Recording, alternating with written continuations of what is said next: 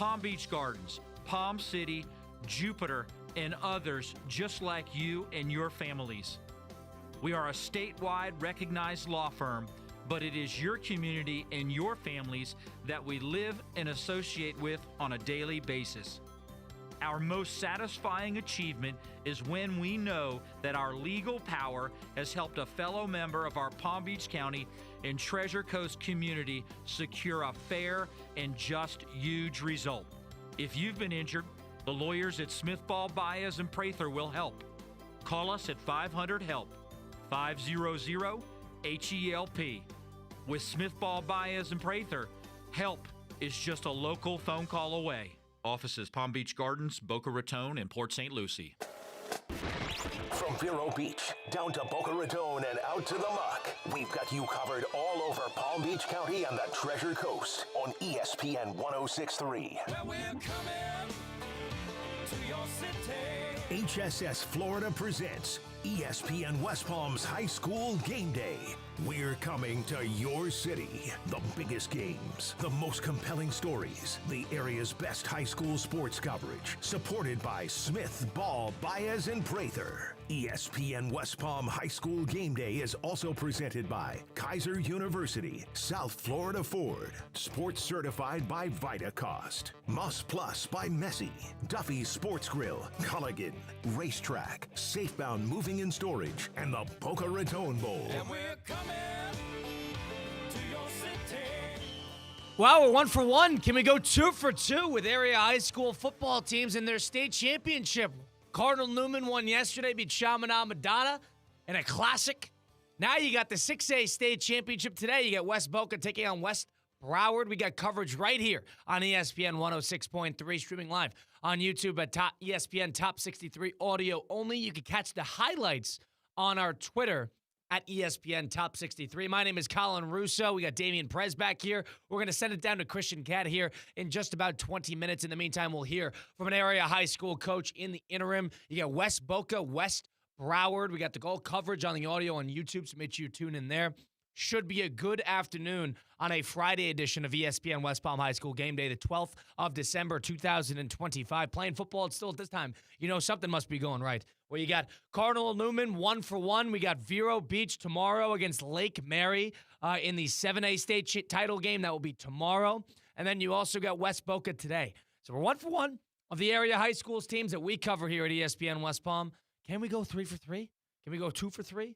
Starts today with West Boca and Dylan Potts and company. But we will hear from the head coach of Dr. Joaquin Garcia football team that did win a championship over at the Florida Invitational Tournament, the FIT. It was the inaugural year this year. Joaquin Garcia was the number 1 seed in the South Division. They took down Tate last week to win the first ever championship in that tournament. Their third year of a football program, just year number 3. For Coach Brandon Walker and the Bulldogs over at Dr. Joaquin Garcia, a brand new school. It opened about 2 hours ago, essentially, and they already won a championship in that FIT tournament. I talked to Coach Brandon Walker, and you can listen to it right now. If you missed any of this, go listen to Apple, Spotify, wherever you get your podcasts, ESPN West Palm High School Game Day. Here is Brandon Walker, the head coach of Dr. Joaquin Garcia. But we'll still first go to a break, and on the other side of things, you'll hear from Dr. Joaquin Garcia's head coach, that is Brandon Walker, and then you'll get to West Boca, West Broward. Stick around for it. It's Colin Russo, ESPN West Palm High School Game Day on ESPN 106.3. Whether it's a clutch touchdown pass, a game-winning dunk, or an impressive dash to the finish, we want to highlight the best performance of the week. The winning performance will receive $500 courtesy of Baptist Health Orthopedic Care. Catch the biggest moments and winners all season long on ESPN 106.3 and ESPN West Palm Play. Nominate them today by emailing highschool@espnwestpalm.com. Baptist Health Orthopedic Care. Welcome to being treated like a pro. Ready to take on any terrain? The all-new 2025 Defender 110 P300S is here. Built for those who crave adventure without compromising on luxury. Lease the powerful 2025 Defender 110 P300S for just $849 per month for 36 months. Whether you're tackling the toughest roads or cruising the city, the Defender is ready for it all. Don't wait. Visit Land Rover Palm Beach today and experience the Defender like never before. Terms and conditions apply. See dealer for details. At St. Lucie Battery and Tire, batteries came before tires. We've been selling and servicing all types of batteries for over 50 years. So when you need a battery for nearly anything, we have it, as well as the fast, professional installation you need. We carry premium batteries for all your needs: automotive, commercial, marine, RV, and specialty. We also offer delivery and on-site installation, serving our customers quality products for over 50 years in the home of honest, reliable service. Go to slbt.com and book your next appointment. To help those who want to be helped but may not be able to afford it. That's what PGA Tour winner Grayson Murray had envisioned for a foundation before he sadly took his own life at just 30 years old. His parents channeled their grief into creating the Grayson Murray Foundation, carrying out his vision to help those struggling with mental health and addiction. To donate and learn more, visit GraysonMurrayFoundation.com. Racetrack is proud to support our local high school football teams. Whether it's Friday night lights or tailgate parties, Racetrack has whatever gets you going to fuel all the gridiron excitement this fall. Grab your favorite snacks, crispy chips, delicious Nathan's hot dogs, sweet treats, or our house-made pizza slices. Don't forget to quench your thirst with a variety of ice-cold drinks. Racetrack, your one-stop shop to fuel your football Fridays. Hi, I'm Scott Smith with Smith Ball, Bayas, and Prather, Florida Injury Lawyers. As you have likely seen and heard, law firm advertising is at an all-time high. Attorney ads seem to be part of every radio and TV commercial segment. Some firms are even using paid actors and actresses to speak for them. At Smith Ball, Bayas, and Prather, we know that the decision to hire a law firm should never be based on advertisements alone.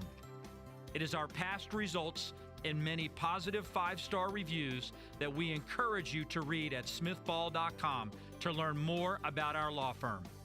We have board-certified lawyers. We have lawyers listed in the best lawyers in America and in super lawyers. But most importantly, we have experienced lawyers located right here in Palm Beach County and the Treasure Coast that are ready to be your advocate and your voice, and fully prepared to start fighting for your legal rights today. Our purpose, legal power.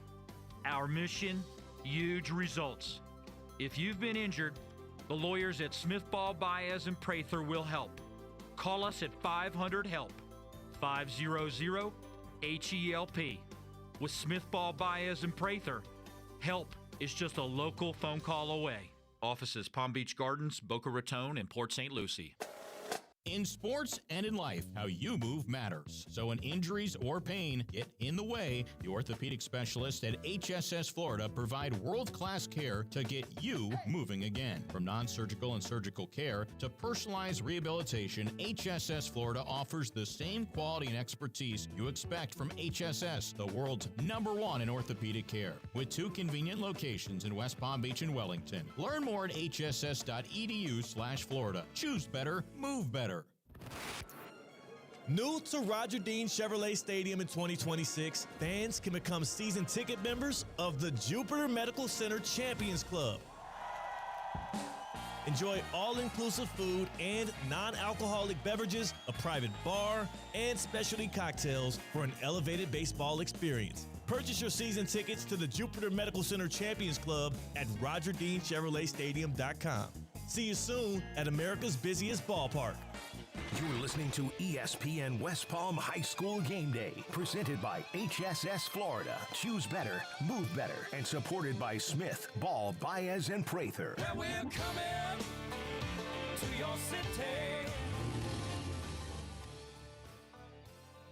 Colin Russo with a little preview, but a little review of a championship season for the Dr. Joaquin Garcia Bulldogs. We're joined now by the head coach of Dr. Joaquin Garcia. It's Brandon Walker with us. They won the first ever Florida Invitational Tournament, the FIT. Coach, welcome in. How you doing today? What's going on? I'm doing great, man. I'm doing great. Appreciate you having me on. December football, I know we're a week removed from that game against Tate, in which you guys won 10-0 to capture that first tournament.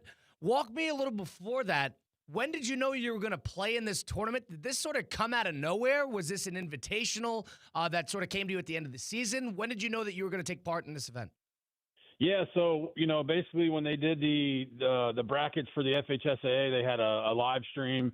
They went through those brackets, and then right after that, they did the fit bracket. So, when we didn't get into the FHSAA tournament, I thought there was a possibility we were going to get into the fit based on our record, and then lo and behold, we ended up getting the 1 seed for the South, which was huge for us. Allowed us to play a lot of home games in the postseason. And when you get this tournament, this is the first ever of its kind. So what did you know about it going into it? Did you have questions about how this would go, or is it just plain old simple football? Yeah, I mean, at the end of the day, it's just plain old simple football. I knew a little bit about it as a board member for the FHSAA, our State Coaches Association. We had discussed kind of what the fit tournament was going to look like. So I had a little background knowledge about it. I knew that it was going to be the next best 16 ranked teams in 4A through 7A. So I knew that there was going to be some good competitive football in it. And then the biggest thing is I knew that it was going to be more opportunities for our players to play, to get better, to make memories, to have film, So it was just, again, ended up being 4 more opportunities for us to achieve all those things.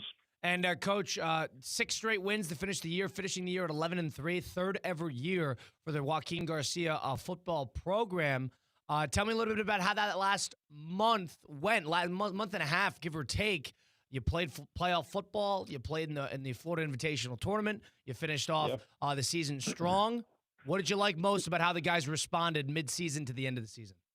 Yeah, again, you get into the postseason, and that was brand new for all these kids. I think we had 2 kids on our roster who had ever played, been in the playoffs before. So it was a new experience for everybody.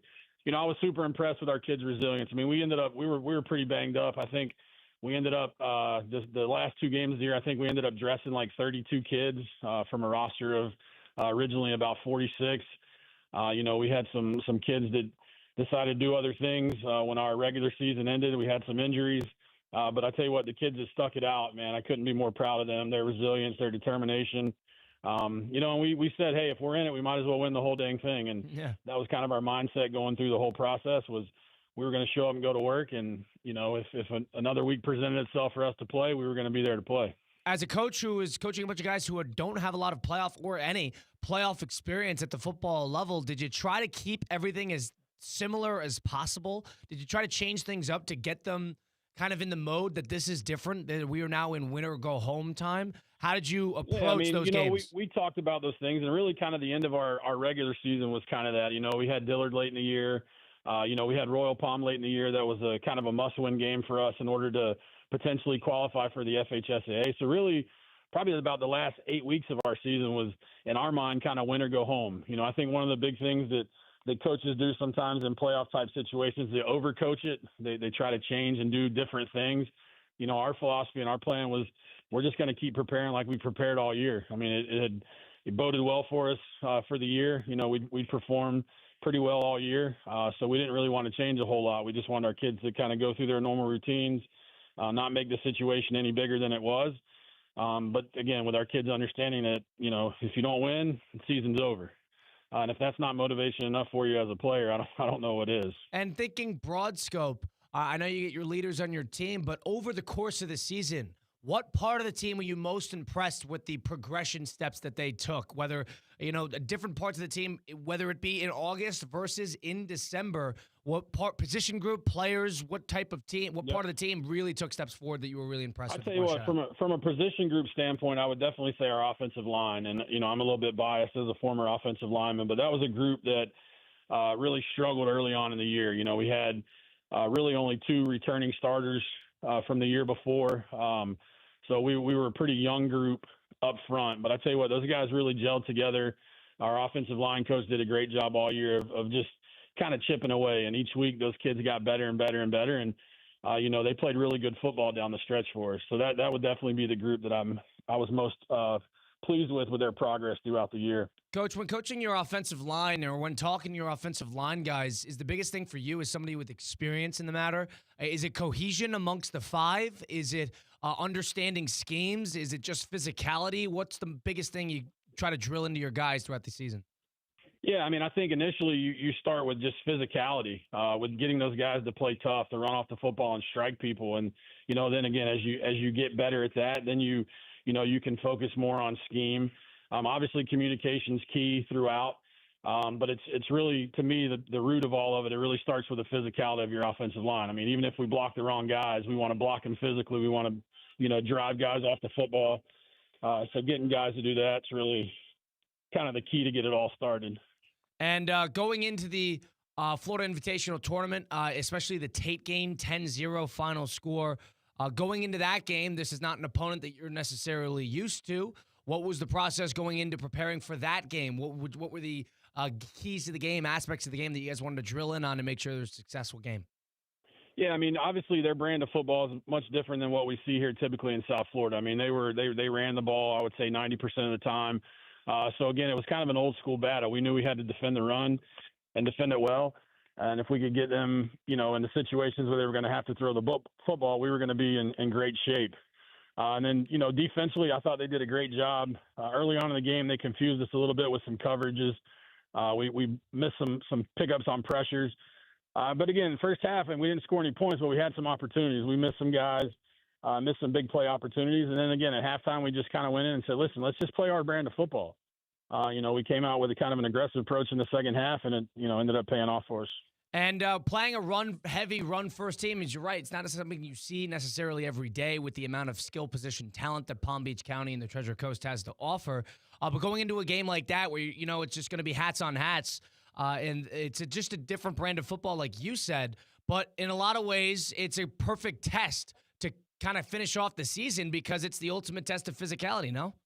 Oh, 100%. And that's kind of what we talked about all week was, is our front seven, both sides of the football, which group, which team, their front seven was going to play the best. And, our kids battled, defensively we bent a little bit, but we didn't break. And then again, we did enough on offense to scrape out a win. So again, I was super pleased, super happy for our kids, man. They answered the bell. They answered every challenge that was thrown at them. And, couldn't be more proud of the kids in this program. Each year since this program really started 3 years ago, you guys have taken steady steps forward, and you continuously taken steps forward in terms of what you're shooting for, what you're striving for, the quality of the team, the community engagement. Tell me a little bit about what that means to you with third year here, seeing all the growth that you've seen within the program, externally around the program, and now you're seeing it on the field. Tell me a little bit about Broad Scope, what it's looked like the last 3 years, and how it took to get to this point. Yeah, I mean, I think our progression is just a testament to, I feel like we're doing things the right way here. We're not cutting corners. We're paying attention to details, dotting I's and crossing T's. And I think if we continue to do things the right way, we're going to have long-term success. I mean, my goal coming here wasn't to be a fly-by-night program and, bring a bunch of kids in that aren't part of our school and in our community. We wanted to build this kind of from the ground up with community-based kids, supported by members of our community, and that's kind of what we've done and what we've been doing. So again, I think as long as we continue on that track, there's going to be a lot of long-term success here at Dr. Joaquin Garcia High School, and ultimately, I want this program to be, a great program 20 years from now, not just today. And Caleb Butler, your senior quarterback, who's going to be playing at the next level as well. Somebody who we saw their development, his development throughout the year. Not only was he on our top 63, but he was one of the top players in Palm Beach County and the Treasure Coast. Tell me a little bit about what you relied upon with him. How did you expand his role? What did you demand out of him as a leader, as a quarterback? And what were you most impressed with throughout the season with him? Yeah, I mean, Caleb obviously carried a big burden on our offense. As Caleb did well offensively, we did well. And I think the biggest thing for Caleb wasn't necessarily from a skill development standpoint when he got here. His development came more from a leadership standpoint and maturity standpoint. And, one of the things that when Caleb came in, we talked about was he needed to grow up. He wasn't a young kid anymore. He was going to be a junior when he first got here, and his leadership abilities needed to get better. And I think that's something that he really bought into and really strived to be better at every day. The kind of the old mentality, your quarterback's got to be the first guy at practice and the last guy to leave. And then that was who he was, and I think the great thing that Caleb did was he made those around him better. I think we got really good play out of guys around him because of the level of play that he competes at. Guys wanted to do well for him. And then, in return, we had a lot of success. And when trying to drill that leadership qualities that you alluded to, when trying to drill that into somebody, a lot of the times it's really about just challenging the individual and seeing if he can do it. It's not, you can't necessarily square peg round hole it. You got to make sure that it's in him, and you got to just set the challenge and just let him see if he takes it. Absolutely. So, I mean, again, there was times where I was very critical of Caleb, and, sometimes in situations where he'd make terrible decisions with the football that would end up in good results, and, the old saying, you step in it and you come out smelling like a rose. Well, we didn't want to step in it. So we just held him accountable. When he didn't go through progressions correctly or he made bad decisions with the football, he was held accountable. And it wasn't just swept under the rug like, hey, man, this ended up working out well for us. It was, and that's not what we're trying to do here. Don't be bigger than the game. Don't be bigger than the team. Fit in your role in our program. And, that's what he did. And, again, he played really good football down the stretch. Struggled a little bit mid-year, but got it back together. And, again, I think that's when he kind of fell back on his leadership abilities and, realized, like, hey, I don't have to try to take the game over. Just let the game come to me, and we're going to take what's there. And, once he did that, we started winning a lot of games. Coach Brandon Walker, Dr. Joaquin Garcia with us now on ESPN West Palm High School Game Day, the winners of the first ever FIT tournament, Florida Invitational Tournament Championship last week against Tate. Coach, looking back on the season, is there anything you wish you guys did differently in terms of scheduling teams? Do you think it was the perfect amount of adversity, wins, losses? What do you look back on and think, boy, we could have done that differently and the season could have looked a little different? Well, I mean, again, I think we went up to Martin County and stubbed our toe. Again, I think we were a little bit starstruck by, the type of program that Martin County has. Coach does a great job up there, and, we didn't play our best. The Atlanta game, I felt like we let get away from us early. The moment got a little bit big for us, and we didn't respond well. But really, other than those 2 weeks, I felt like our kids competed really hard. I thought scheduling-wise, we did a good job of, we took some teams off our schedule that had been on there the year before to try to make our strength of schedule better. But we can only play who we can play. And, I think next year, obviously we're in a new classification, new district. Things are going to be back up in the air. But, we're just going to continue to put together challenging schedules for our kids and make them compete. And, at the end of the year, we'll see where the chips fall. And, Coach, last thing here, you mentioned next year, you don't want to jump too far ahead. You don't want to look too far ahead. But now you enter into the offseason. In a lot of ways, football in Palm Beach County is a year-round sport. What are you going to be telling your guys that are going to be returning next year? What's going to be the message throughout the offseason? What's sort of going to be the goals that you put on the whiteboard that are going to kind of drive these guys throughout their offseasons? Yeah, I mean, obviously going into the largest classification next year, I mean, that's a new challenge for us, and that's going to be kind of the thing we circle. And our goal next year is to make the FHSAA playoffs as a 6A school, win our district. I think that's kind of goal number one for us, and that's going to be kind of what we focus on. We're going to get to work on January the 6th when we get back from winter break, and, then obviously we get into late July and the rubber meets the road. So, big things in front of us. New challenges in front of us, so we're super excited.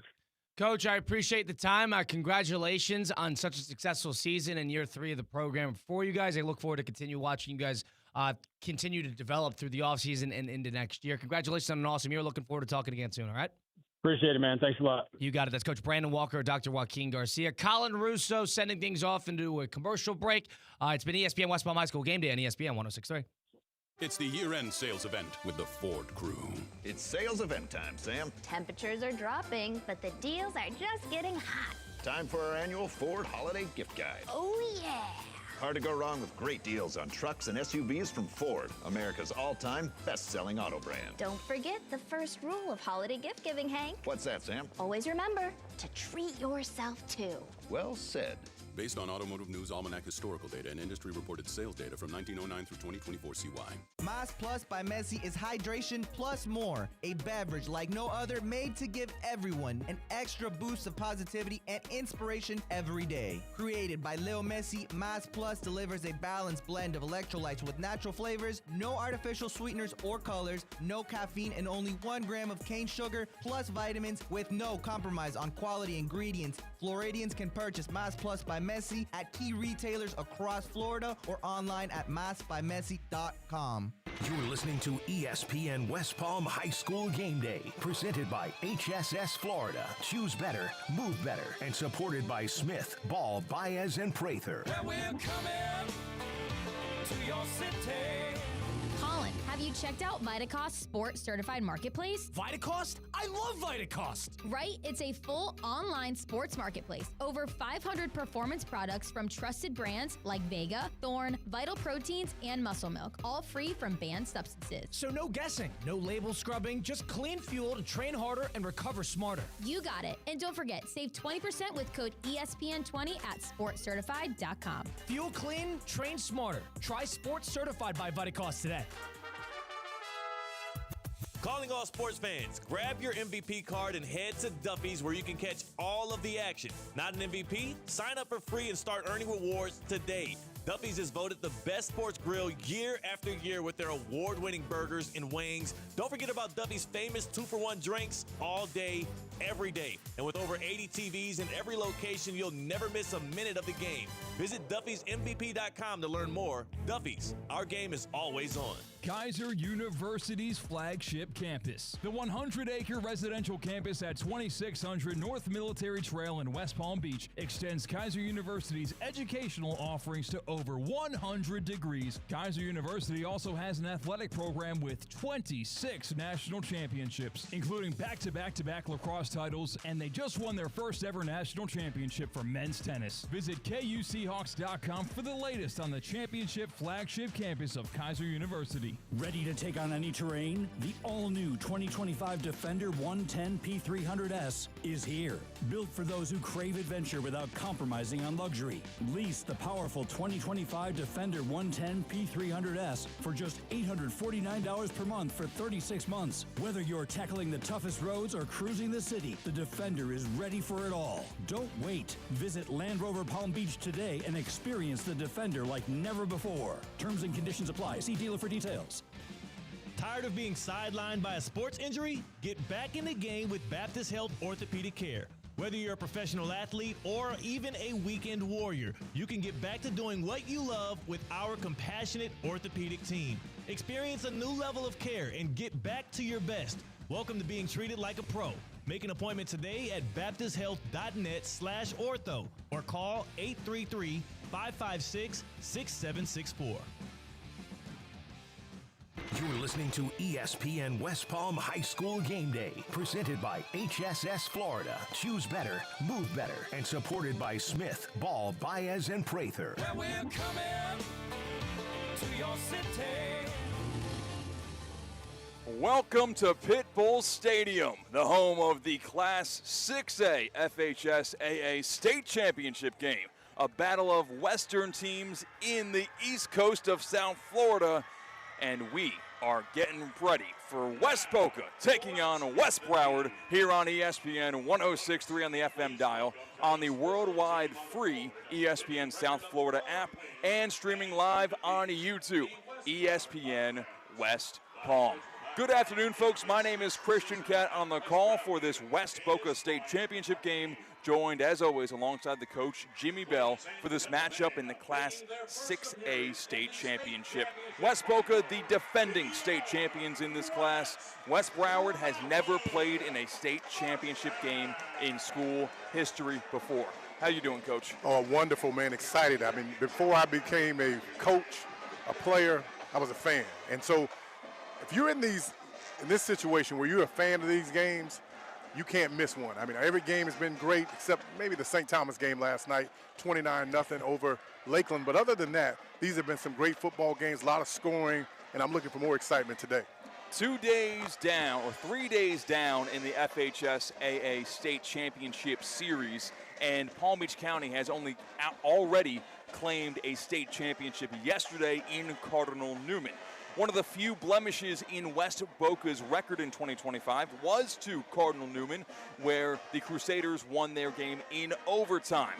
West Boca, defending state champions, you know how they do things. They like to run the ball with their hurricane commit, Javian Mallory. He'll be toting the rock into senior campaign. He has 6 touchdowns already in this postseason run, and in 2025, he's averaging 9 yards per rush. None of those were as big as the game-saving touchdown rush at the end of the state semifinal last week. You know, I took a look at that about 100 times because it looked like at one point at about the 3-yard line, his knee could have hit the ground, but the officials made the right call on that. He fought to the end zone, just had to get the ball inside the pylon. That's why he's going to the University of Miami. Just a strong player, got better as the game went on. And rarely do you have many questions about the rushing attack of West Boca when Javian Mallory has entered their school system. Mallory won the Groza Player of the Year award as a sophomore 2 years ago. Now, the question marks can arise when it comes to the pass game. An alternating cast at quarterback where you'll see senior Omari McNeil get snaps as well as junior Trey Moran. When you look at their wide receiver core, they have been absolutely hit hard with the injury bug. Both wide receiver 1, Kyle Andrews, and wide receiver 2, Billy Clancy, out for the year. Will not be in the state championship game, so you will see a lot more reps from Caleb Hermain and Zach Walls, the senior. Those will be the primary targets for quarterbacks Trey Moran and Omari McNeil. It is West Boca, it's West Broward, a pair of 12-2 teams. One team that's been here before, West Boca, last year breaking the Palm Beach County Treasure Coast drought of state champions, and West Broward trying to break a drought of their own school that has lasted since their school was incepted back in 2004. I'm Christian Count, the call alongside the coach Jimmy Bell. We will have kickoff next here live on YouTube at ESPN West Palm, on the ESPN 106.3 FM dial, and on the ESPN South Florida app. Kickoff next between West Boca and West Broward. In sports and in life, how you move matters. So when injuries or pain get in the way, the orthopedic specialists at HSS Florida provide world-class care to get you moving again. From non-surgical and surgical care to personalized rehabilitation, HSS Florida offers the same quality and expertise you expect from HSS, the world's #1 in orthopedic care. With 2 convenient locations in West Palm Beach and Wellington. Learn more at hss.edu/Florida. Choose better, move better. Colin, have you checked out Vitacost Sport Certified Marketplace? Vitacost? I love Vitacost! Right? It's a full online sports marketplace. Over 500 performance products from trusted brands like Vega, Thorne, Vital Proteins, and Muscle Milk, all free from banned substances. So no guessing, no label scrubbing, just clean fuel to train harder and recover smarter. You got it. And don't forget, save 20% with code ESPN20 at sportcertified.com. Fuel clean, train smarter. Try Sports Certified by Vitacost today. It's the year-end sales event with the Ford crew. It's sales event time, Sam. Temperatures are dropping, but the deals are just getting hot. Time for our annual Ford Holiday Gift Guide. Oh, yeah. Hard to go wrong with great deals on trucks and SUVs from Ford, America's all-time best-selling auto brand. Don't forget the first rule of holiday gift giving, Hank. What's that, Sam? Always remember to treat yourself, too. Well said. Based on Automotive News Almanac historical data and industry-reported sales data from 1909 through 2024 CY. Kaiser University's flagship campus. The 100-acre residential campus at 2600 North Military Trail in West Palm Beach extends Kaiser University's educational offerings to over 100 degrees. Kaiser University also has an athletic program with 26 national championships, including back-to-back-to-back lacrosse titles, and they just won their first ever national championship for men's tennis. Visit KUCHawks.com for the latest on the championship flagship campus of Kaiser University. You're listening to ESPN West Palm High School Game Day, presented by HSS Florida. Choose better, move better, and supported by Smith, Ball, Bayas, and Prather. Where we're coming to your city. Welcome back to Pit Bull Stadium for the Class 6A state championship game, West Broward versus West Boca. West Broward won the toss. They defer to the second half. We will see the West Boca offense on the field first. Rights to the broadcast of this state championship game in the 2025 FHSAA Class 6A State Championship Series were granted to ESPN West Palm by the Florida High School Athletic Association, intended solely for the enjoyment of our listening audience. Any rebroadcast, retransmission, or other use of this broadcast without the express written consent of the Florida High School Athletic Association is prohibited. West Boca, West Broward kicking off in a matter of seconds. Coach Javian Mallory did not play in this game last year due to injury. He didn't play the entire playoff run last year due to injury, and West Boca is down their number 1 and number 2 wide receivers. How does the effect of the offensive preparation for this game for head coach Dylan Potts? Well, if you think of any guy that can make the adjustment, it's Dylan Potts. Because, again, not playing with your star running back last year, you still go on to win the state championship. So he'll make an in-game adjustment. We'll see what it is as we go throughout this game. But he's one of those guys, much like Cardinal Newman, Jack Daniels we talked about yesterday, battle-tested throughout the year. And, again, I don't care if it's Dylan Potts, Jack Daniels, Jimmy Bell, or Arizona Ron from Tucson. If you don't make the adjustments as you go throughout the season, it really doesn't matter. You've got to be battle-tested. You've got to make those adjustments, and players have to make them as well. Remember now, these are still young people, 14, 15, 16 years old. We expect them to play at the highest level, but they still have nerves as well. We will have highlights posted directly to Twitter, video highlights of what's happening on the field directly to Twitter, ESPN Top 63, throughout this entire game. So follow us on Twitter, on X, at ESPN Top 63 to see everything that we are describing to you right now on the audio side, on the FM dial, on the ESPN South Florida app, and on YouTube on ESPN West Palm. Thank you for joining us here, folks. Again, video highlights on X, ESPN Top 63. And the opening kickoff from West Broward is kicked out of the back of the end zone. When they broke their huddle, they rushed up to the football real quick to, bluff or at least show a potential fake or onside kick. They backed up and kicked it conventionally out of the back of the end zone and then did do just that. Touchback, West Boca with the football first. In at quarterback, Trey Moran to start this game. In the backfield to his left is Javian Mallory starting at the 20. Mallory gets a handoff up the middle. He gets hit hard in the hole and gets driven backwards. A gain of only 1 yard. It's 2nd and 9 from the 21. You're going to have to make some plays down the field if you're Dylan Potts because, again, they're going to dedicate a lot of guys to the line of scrimmage to stop this running game. They realize if we allow Jalen Mallory to get going, he's going to hurt us defensively. So a lot of guys will be flying around for West Broward. I'm looking to see how this passing game excels throughout this contest. Mallory with 15 touchdowns on the year, 4 through the air also, averaging 9 yards per carry this year. Moran, the quarterback, run left side, got a hole, past the 30-yard line for an HSS first down. Faked it to Mallory, or at least read the defense, pulled it out of his gut, and then took it himself on the left side of that offensive line of West Boca. We saw that yesterday with Cardinal Newman and J. Ron Hewley. Putting the ball in the belly of the running back, they've got to respect it, but I'll take it out if I make that read. The defensive player comes down toward the running back, in this case, Javion Mallory. I pull it out, and I get a huge first down. Ball now at the 32-yard line with that rush of 12 yards. 1st and 10, West Boca. Moran in the shotgun snap to Javion Mallory up the middle. Javion Mallory charging forward, and he gets all the way to the 38-yard line for a gain of 5. Javion Mallory's brother, Mason Mallory, won a state championship last night with St. Thomas Aquinas, believe it or not. Mason Mallory was also one of the quarterbacks of West Boca on this roster last year as well.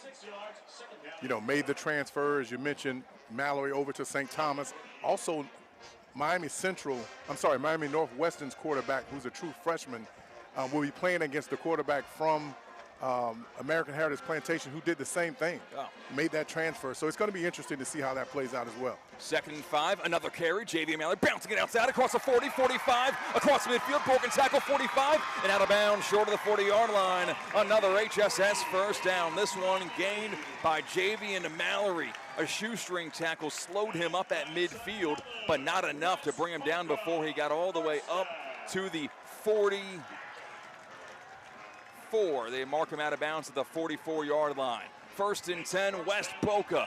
10-10 to play in the first quarter. No score between West Boca and West Broward here on ESPN 106.3. You'd like to see the officials make that call because he was tackled about 5 yards out of bounds, came to the sideline with a limp. Hopefully he's okay.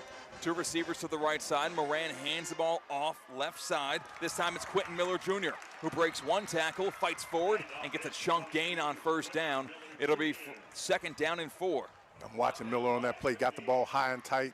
Again, day 1 of camp. You want to hold on to the football, protect the ball. They're going to be grabbing at the ball as they tackle West Broward, trying to create turnovers, but this offense is primed and ready. Both of these teams won on the road last week, so they played some really good football throughout the year. If you're looking for a common opponent for West Broward to compare yourself to, West Broward took on Southridge in their quarterfinals, the team that West Boca beat in the state semifinals last year. Miller the carry, right side. He gets stuffed in the hole. gets the football up to the 45-yard line. Pardon me, the 35-yard line. It'll be 3rd down and 1 coming up. And Javian Mallory checks back into the game. Yeah, you ask yourself, is this 2-down territory right here? Only about a yard and a half for the first down. But again, the beauty of this offense is they can throw the ball down the field. Don't be deceived. They can throw the football. They love to run, but they can put the ball out in space as well. Javian Mallory back on the game at running back. Trey Moran is leading the offense this drive at quarterback. 2 receivers to the right side. Tight end to the left. Moran on the shotgun. Bobbles the snap. It gets to Mallory, and Mallory goes backwards. A faulty transaction never allowed Javian Mallory to get any momentum in the backfield. The right side of the defensive line just caved in the West Boca offensive line and stuffed Mallory in the backfield for a loss of 2 yards. It's now 4th and 3 from the 37.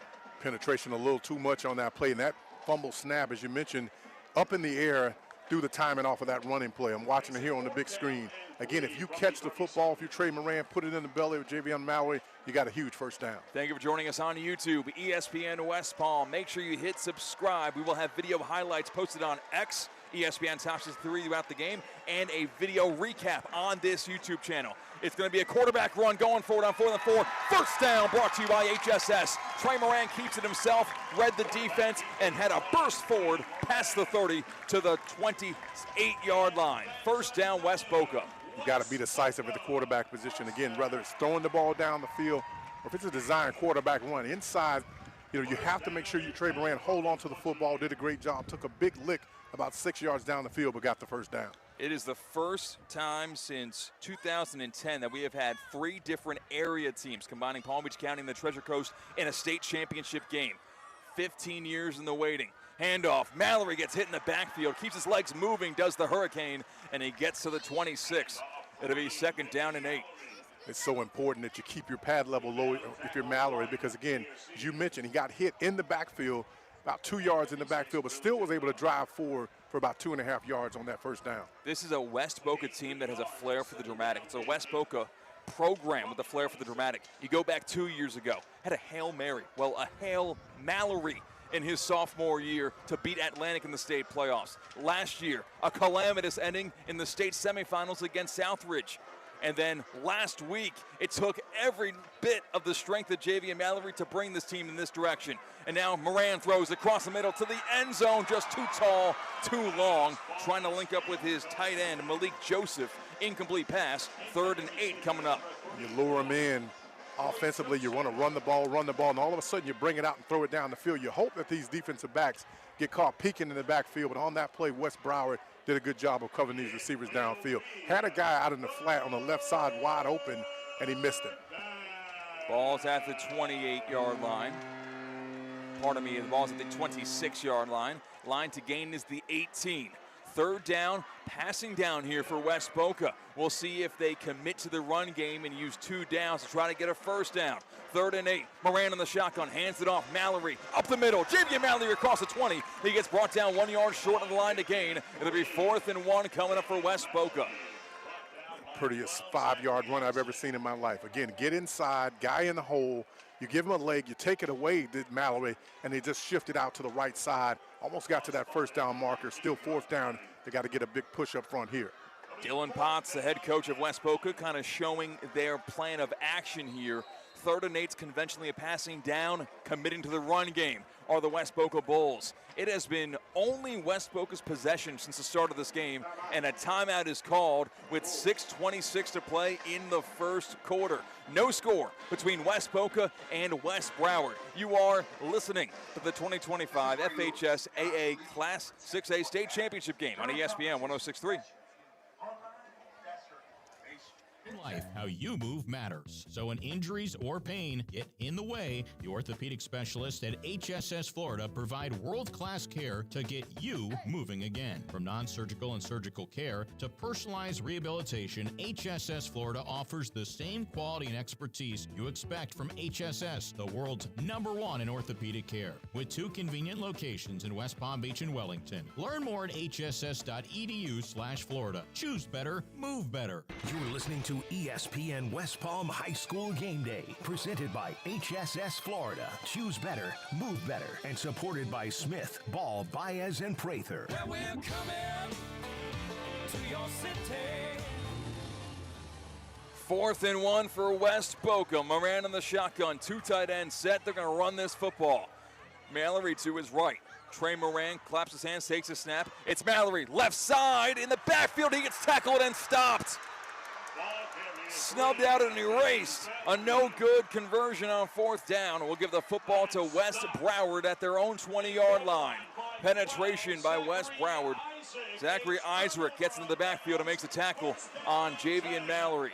1st and 10, Broward gets the ball. Yeah, Josh Cruz on that kind of slip down, number 52. Had he been able to make that block, would have been probably a touchdown for Mallory going around the left side. They don't like to call guys out when they don't make plays, but on that was such a critical play. 4th down, West Broward did a great job of penetrating and stopping the run. So West Broward Bobcats get the football back. Halting the action.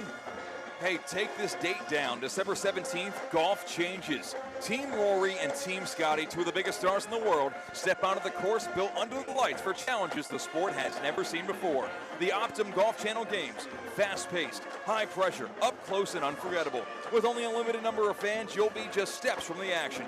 You can elevate your night with exclusive hospitality experiences. Be there when history is made at Trump Jupiter. Get your tickets now, golfchannelgames.com. West Broward takes over on their own 20-yard line. 1st and 10, Bobcats. West Boca defense takes the field for the first time after this water break. For West Broward, their quarterback is Brandon Mincy. He's a senior that has 29 touchdowns, 7 interceptions on the season, has rushed for 7 touchdowns as well. First snap from scrimmage for this offense is blown dead as there's some early movement that halts that play. It'll be a false start against West Broward to back them up 5 yards to the 15. 1st and 15 now coming up for West Broward. They've got a host of running backs that will get a bunch of action today. Daquan Adderley, the senior, has 900 yards on the ground and 13 touchdowns. Amos Bradford has 832 yards in the season and 7 touchdowns. So they have a committee that will get a lot of looks. Pistol formation, 2 receivers right, lone receiver left. Quarterback Mincy takes a snap, hands the ball off right side. It's Bradford on the carry, and he gets stuffed at the line of scrimmage, fights forward for a couple of yards. It'll be 2nd down and 12. I'll tell you what, West Broward possesses a lot of athletes, so you've got to make sure that you keep everything in front of you. Play your cover 2, 2 safeties on the hash, and make sure these receivers, when they catch the football, that you hit everything and anything that's moving. Bradford, who just ran that ball, is a 2027 graduate. He's a senior. He's a junior. He's a commit to Toledo. Of course, you'll see Toledo and Louisville square off at the Bush's Boca Raton Bowl of Beans coming up in about a week or so. In the shotgun, Mincy with the tailback to his left, takes a snap, drops back to pass, throws it, incomplete at the feet of his intended target, Cedric Mitchell. 3rd down and 12 coming up for West Broward. I think the speed of West Boca is going to give this big offensive line some issues. Right there off the right end, Cameron Good Jr. was going in to make the tackle on Mincy, but he was grabbed by the big offensive lineman, number 77. So, again, I'm going to be watching this offensive line play as we go throughout this contest because it's going to be a lot of guys moving and shaking it in terms of West Boca trying to get to the backfield. Of course, being a radio broadcast, you oftentimes focus on the ball carrier and the offense, but defensively for West Boca, Max Reed is a force to be reckoned with, as is Demetrius Geathers. Don't forget about Jaden Broadnax as well. Dropping out a pass on 3rd and 12. Mincy scrambles to his left. At the 15, he's looking to throw. Breaks the sack attempt. Now he tucks it and runs across 20. Broken ankles 25 and brought down just short of the line to gain at the 28-yard line. A nifty scramble from Brandon Mincy where he used his lateral joystick to spring free and gain 11 of the required 12 yards for an HSS 1st down. However, he stopped short at the 29 officially. It'll be 4th down and 1. Pressure in the back of Brandon Mincy. The ball was nearly popped out of his hands. I think he did drop it and then caught it again midair. It's the offense of West Broward on the field. Massive play here early on 4th and 1. They're going for it at their own 29-yard line. Pistol formation. Bradford in the backfield. Hard count. Reed walked up. Did not jump into the neutral zone. Timeout going to be called by the West Broward Bobcats. Now, were they just banking on an offsides call or a defensive neutral zone infraction, or Were they actually going to go for it? They're going to have a conversation with it on this timeout brought to you by Sports Certified, powered by Vitacost. And while we have a break in the action, remind you that Safebound Moving and Storage is a proud partner of high school athletics across Palm Beach County and the Treasure Coast.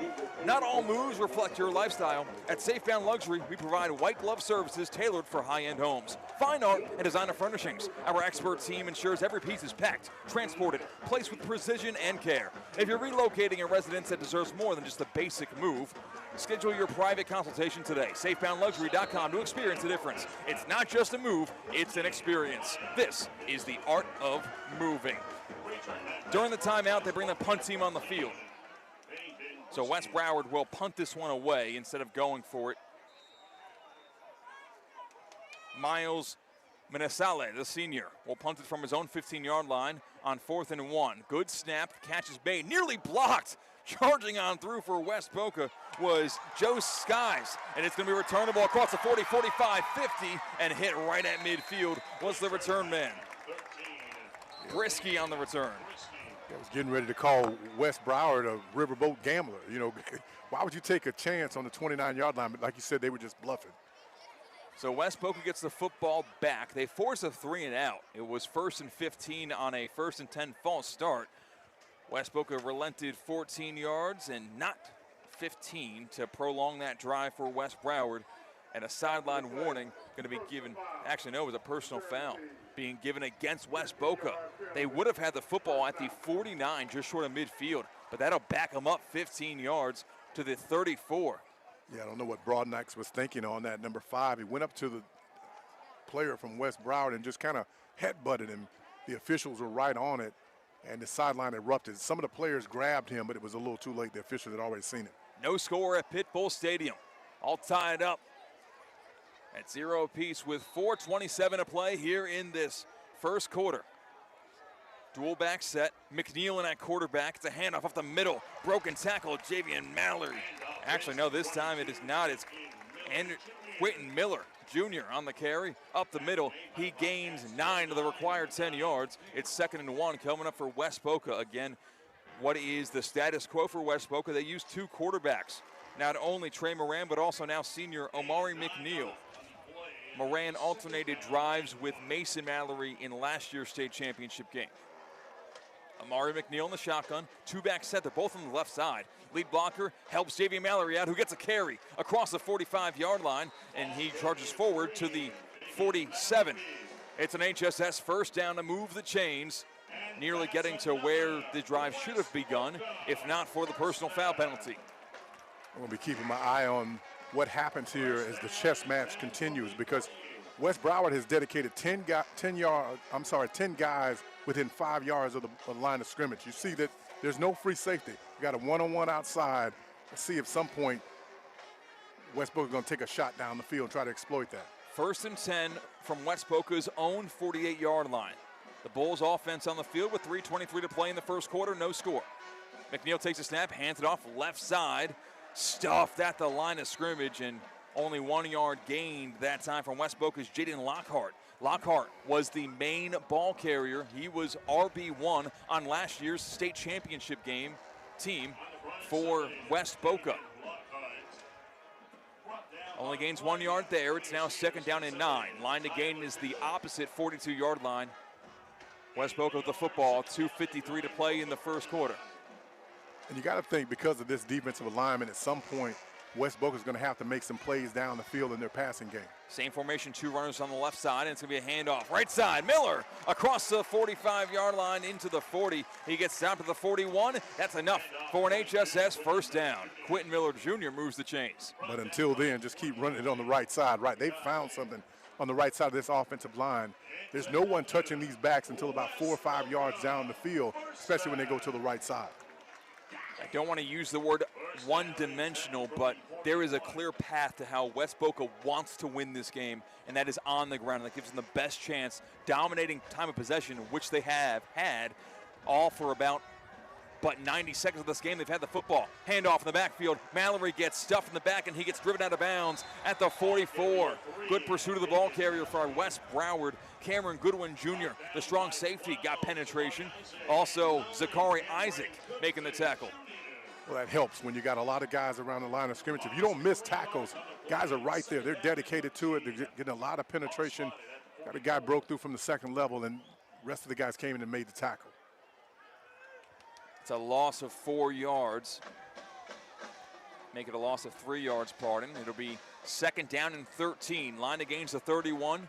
The ball's at the 44 in plus territory. West Boca with the football. 1:35 to play in this first quarter. McNeil takes a snap, hands off Mallory, hitting the backfield, and he will go down at the 45.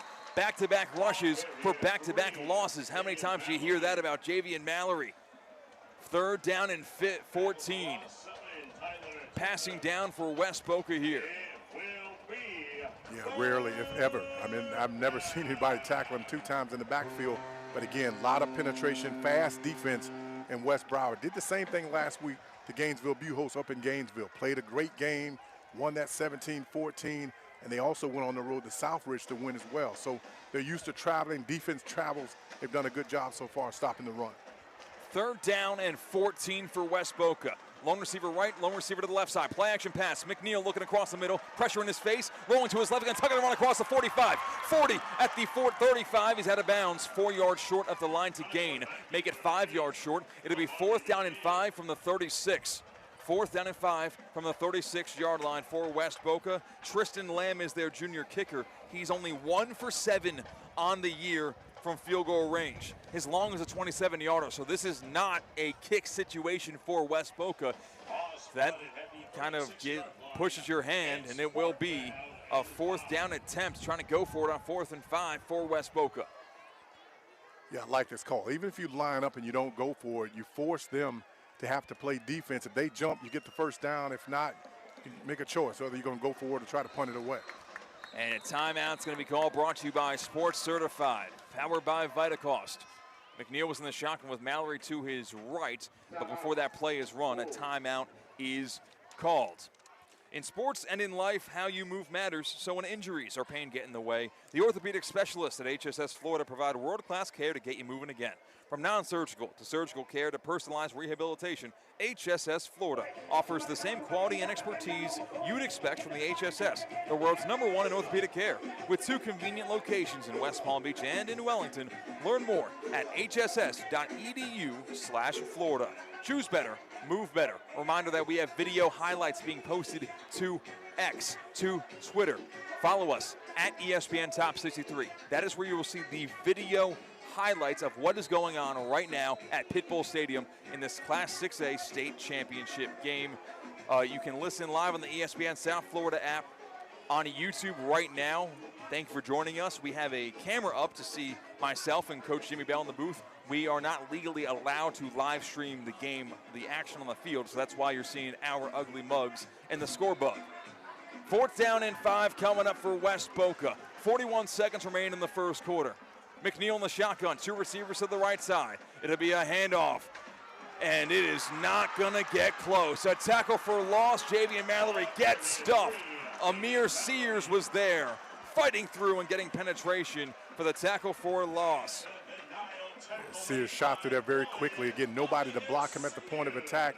Probably a missed block there, but nevertheless, he was able to come through, penetrate, and hit Mallory in the backfield before he could ever get started. Amir Sears is a sophomore. He's the #3 player in the state for his class, and he makes a big play wrapping up Javian Mallory, future Miami Hurricane, running back in the backfield for a 4th down stop. Needed 5, got -2. Ball now at the 37-yard line. West Broward takes over, 1st and 10. Handoff up the middle, right side, and tripped up at the 41-yard line. The carry that time went to West Broward's Daquan Adderley. This West Broward team, they want to throw the ball down the field. They'll run a couple of times, but their main objective is to throw the ball down the field. Haven't lost this year in the state of Florida, so only 2 losses have been to out-of-state teams. They're trying to make sure that they hold on to the ball. Done a good job here so far of tackling. 3-yard gain from the 38 to the 41. It'll be 2nd down and 7. And that will be the end of the first quarter. We're going to stay right here on ESPN 106.3. Land Rover Palm Beach. You can lease the brand new 2026 Range Rover Velar P250S or check out the bold and rugged 2025 Defender 110 P300S. Whether you're heading to the game or cruising to the beach, Land Rover Palm Beach has a luxury SUV to match your lifestyle. You can stop by today. They're located on Okeechobee Boulevard, just past the Turnpike. Or you can take a virtual test drive at LandRoverPalmBeach.com. And hey, if you spot an athlete lighting up the field or the Player of the Week worthy performance, slide into our DMs, ESPN West Palm, and let us know. Land Rover Palm Beach, above and beyond. Also, while we're at it, sportsmanship is having pride in your school, your team, and yourself. Sportsmanship is respect for the game and those who play it. The Florida High School Athletic Association reminds you to take on the responsibility of good sportsmanship. Play strong, play hard, play fair. The message provided by ESPN West Palm and FHSAA. We will pause 10 seconds for station identification, then bring in the second quarter. Anajar and Levine. Call 1-800-7473. That's 1-800-747-3733. ESPN 1063. WESP Jupiter, a Good Karma Brands radio station. 2nd and 7 for West Broward. They've got the football. No score as we enter the second quarter of play. Quarterback Mincy brings the two slot receivers into the backfield alongside. They hand it off right side, and a big tackle for loss in the backfield. Getting home. Looks like it might have been wearing number 2, Damari Jerry, making the tackle, coming off the weak side from behind, and wraps him up for a 3-4-yard loss. It'll be 3rd and 11. Yeah, Jerry runs through a lot of trash there. Again, a lot of guys around the football, but he avoided those would-be blockers and just went into the backfield and made a great tackle. That's what you have to do. You're coming up from the secondary. I know you're paid to cover, but you got to go up, put your pads on a guy and try to get him to the ground. No, the score bug is not a mistake. It's still no score here with 11:20 to play in the second quarter. Mincy drops back to pass on 3rd and long, throws across the middle. It's completed at the 49, HSS first down. Sidestep, broken tackle, and brought down to the 44-yard line. Big conversion that time for West Broward. Yeah, big ball by Mincy. Again, throwing that football on a quick post route, getting it out where only his guy could catch it. Tackle's almost made, but it's beyond the first down at that point. Amir Sears on the catch and the conversion. 1st and 10 for West Broward. They have the football in plus territory at the West Boca 44. No score in this one with 10:51 to play in the second quarter. Handoff up the middle. West Boca's there to shut the door at the 42. 2-yard gain. It'll be 2nd down and 8. That's not where they want to make a living, West Broward. They want to throw the ball down the field. A lot of athletes throughout want to spread the ball throughout with some of these wide receivers that can go to the end zone. But again, great job there by West Boca of just getting off the blocks and making a tackle in the backfield. Ball at the 42, line of gain is the 34. 2nd down and 8. West Boca, balanced offense. Mincy has 9 touchdowns in the year. Handoff with a bruising running back across the 40-yard line, and he's brought down at the 39. A short gain shortens this to 3rd down and 5 coming up. I think on the carry that time, but we got to Cedric Mitchell. 9:54 to play in the second quarter.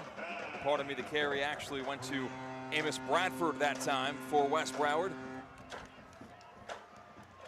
Line of gain the 34, ball spotted at the 39. 3rd down and 5. West Broward with the football. Mincy, the quarterback in the shotgun's got 2 receivers left. Lone receiver right, press coverage, play action pass, slant route. It's deflected into the backfield and incomplete. Swatted down. That time by Grant Edmond.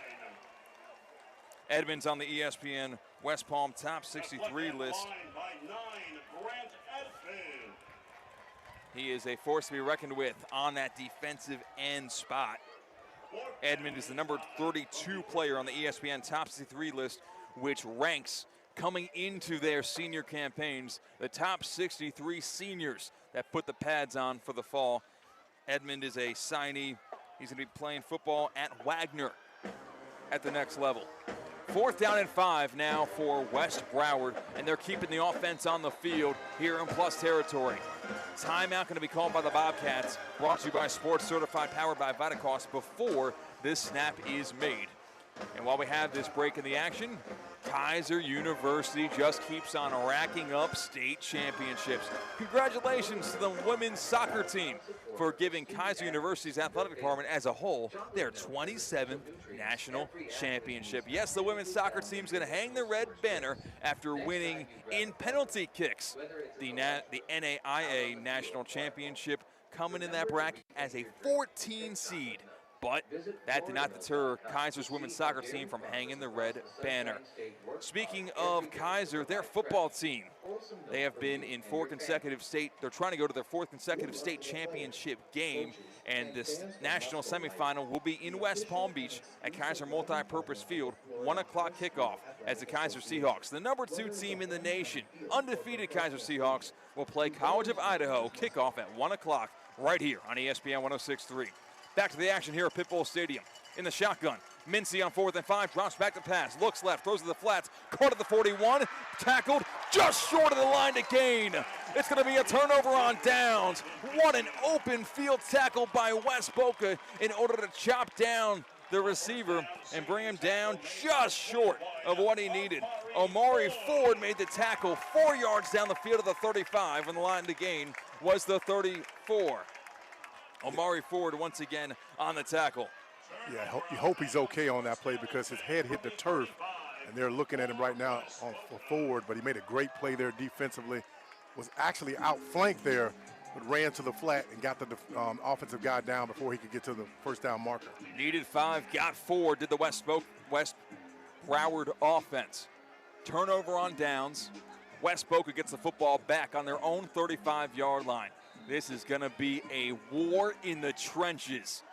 Guerrilla warfare, however you want to describe it. A lot of running the football, a lot of defense. Handoff, Trey Moran back in that quarterback across the 45-yard line. Ooh. Just tripped up by Tyler Tyndall. The sophomore linebacker may have just saved a touchdown. Trey Moran's got speed, and he just got tripped up at the 46. It's 1st and 10 after that HSS first down conversion by West Boca. Talk about a game of inches. If Trey Moran is able to get his feet up, he's gone. I mean, good night, Irene, if we all would talk about. Listen, again, that's a play they got to come back to, going back to that quarterback power, letting your fullback go in on the linebacker and just getting Trey Moran to the next level of this defense. 1st and 10. Trey Moran in the shotgun, 2 receivers to the right side, play action pass, throwing it left side, going to be caught. Junior across the 49, gets brought down there. The catch was made by Anderson Gracilian that time, gaining 4 yards on 1st and 10. It'll be 2nd down and 6 from the 50. I like the play call. Again, get him inside. Everybody's packed inside. You take 2 receivers, stack them on both sides, and then all of a sudden he just kind of bubbles out on you, hit him in the flat. Now, if he misses that tackle, it's a touchdown. So keep doing that. Keep them tight inside. They're dedicating a lot of guys. No safety in the middle of the field. Keep working the edges of this defense. 2nd down and 6. At the 50, handoff, Mallory, left side, keeps his legs moving. Good night, baby. Yes, sir. Go all the way for a touchdown. There was a barrage of bodies that Javian Mallory stepped through it like he was in the Everglades. And exposed to the smoke goes Javian Mallory for a 50-yard touchdown run. West Boca strikes first. Well, that's why you keep running with Jalen Mallory. As the game goes on, he's going to get better. You come up as a defender and you try to tackle him with your arms, you can forget about it. He's going to run through all of that. Physical as he is, he's just as fast. That's why he's going down to the U. It's going to bring a lot of love to the University of Miami. Touchdown West Boca, brought to you by Racetrack as Mallory goes 50 yards for the score. Tristan Lamb on for the point after. Trying to make it 7-0 West Boca here with 8:04 to play in the first half. The kick is up and it is good. West Boca strikes first. It was only a matter of time before one of these runs sprung free, and it happened that time for Javian Mallory. There was contact in the backfield, and Javian Mallory just kept those ACC-bound, Miami-bound legs moving, and he just broke through, found the near sideline, and no one was going to catch him when he had some space. Well, you may not remember this guy, the late, great Frank Gore. I'm sorry, not Frank Gore. The name. Clinton Portis, maybe? No, this gentleman, he played at, oh my goodness, I'm getting younger. I can't remember everything, right? So Oh, man, he played running back for the University of Miami. He played at Pompano Ely High School. He passed away a couple of years ago. Let me look up the name because I don't like this. While you do, I'll Yes, sir. reset the scene. You have West Broward getting the football back. With 8:04 to play here in the first half, West Boca strikes first on a Javian Mallory 50-yard touchdown run on the near sideline. Lamb will kick it deep to West Broward, and this is the type of football game that West Boca wants to run from ahead, where they can sit on the football and dominate the time of possession like they have already. Lamb kicks it deep. West Broward, the Bobcats, won't return this one. It goes out the back of the end zone, and West Broward will try to answer, starting this drive on their own 20-yard line. West Boca 7, West Broward 0, with 8:04 to play in the second quarter here on ESPN 106.3, the ESPN South Florida app, and on YouTube at ESPN West Palm. Reminder, you can go watch that Javian Mallory 50-yard touchdown run right now. Just go to Twitter. It's absolutely free. On X, ESPN Top 63, we are about to post that Javian Mallory touchdown run. You'll hear the audio, you'll see the crowd explode right below us, and you'll see, well, the running back of West Boca, Javian Mallory, explode into the secondary and into the end zone, marked by the FHSAA logo. Handoff up the middle this time. First play of the drive for West Broward. It goes up the middle for Amos Bradford for 6 yards. Make it 5 yards, 2nd and 5. So, partner, you like how I did that? Now, I know the name. It's Tyrone Moss, right? Okay. But I'm just seeing if my people out there are listening. Trey Davis, thank you, buddy. See, hey. you could have said that's the ESPN West Palm trivia question of the day. There you go, man. and what I was doing, I was luring them in. And Trey answered. Thank you, Trey. But listen, Tyrone Moss, physical running back. Now we got to play some defense. But Tyrone Moss, great. Led the state of Florida with 104 touchdowns. Unfortunately, he passed away. But, you know, Javian Mallory reminds me of him. Same number, a little bit smaller, a lot of speed and a lot of power. 3-yard carry up the middle that time for West Broward. Sets them up now with 3rd down and 2. Line to gains the 30. They've got the football on the 28. Pistol formation. Mincy take the snap, hands the ball up the middle, and it will be enough for an HSS first down. Needed 2, got 3 that time for West Broward. 7 minutes to play here in the first half. West Broward with the football down 7-0. Ball at the 31-yard line. West Broward on their own half of the field. This will be a war of attrition. It'll be a battle of field position and time of possession. West Broward struck first with a Javian Mallory 50-yard touchdown run. 1st and 10 from the 31. Mincy takes a snap, play action pass. Steps up in the pocket, pressure on either side. He tucks it across the 31-yard line. He's going to scramble across the 35 and usher it out of bounds right at the 36. It's a gain of 5 yards. 2nd down and 5 coming up for West Broward. You're talking about a war of attrition, and simply because most people don't understand, it's hot down on that field. Normally these teams are playing at night. This is a 12:30 start. The turf is hot. Who's in the best shape? It's going to tell a little bit later on in the game if we keep getting physical players on the line of scrimmage like that. Line to gain the 46. The 41, pardon me. Rolling to his right is Brandon Mincy. Trying to direct traffic. Throws it across the middle. It's caught at midfield. HSS first down. Mincy connects with Retravion McCreed. The sophomore receiver just found a soft spot in the zone, sat down, and then got the football right to his numbers. Good pass that time from Brandon Mincy to convert for the HSS first down. Into plus territory goes the West Broward offense. They now have the football at the 46. And a timeout's going to be called by Sports Certified, powered by Vitacost. 7-0 West Boca on top of West Broward, but West Broward has the football, and they've got a fresh set of downs.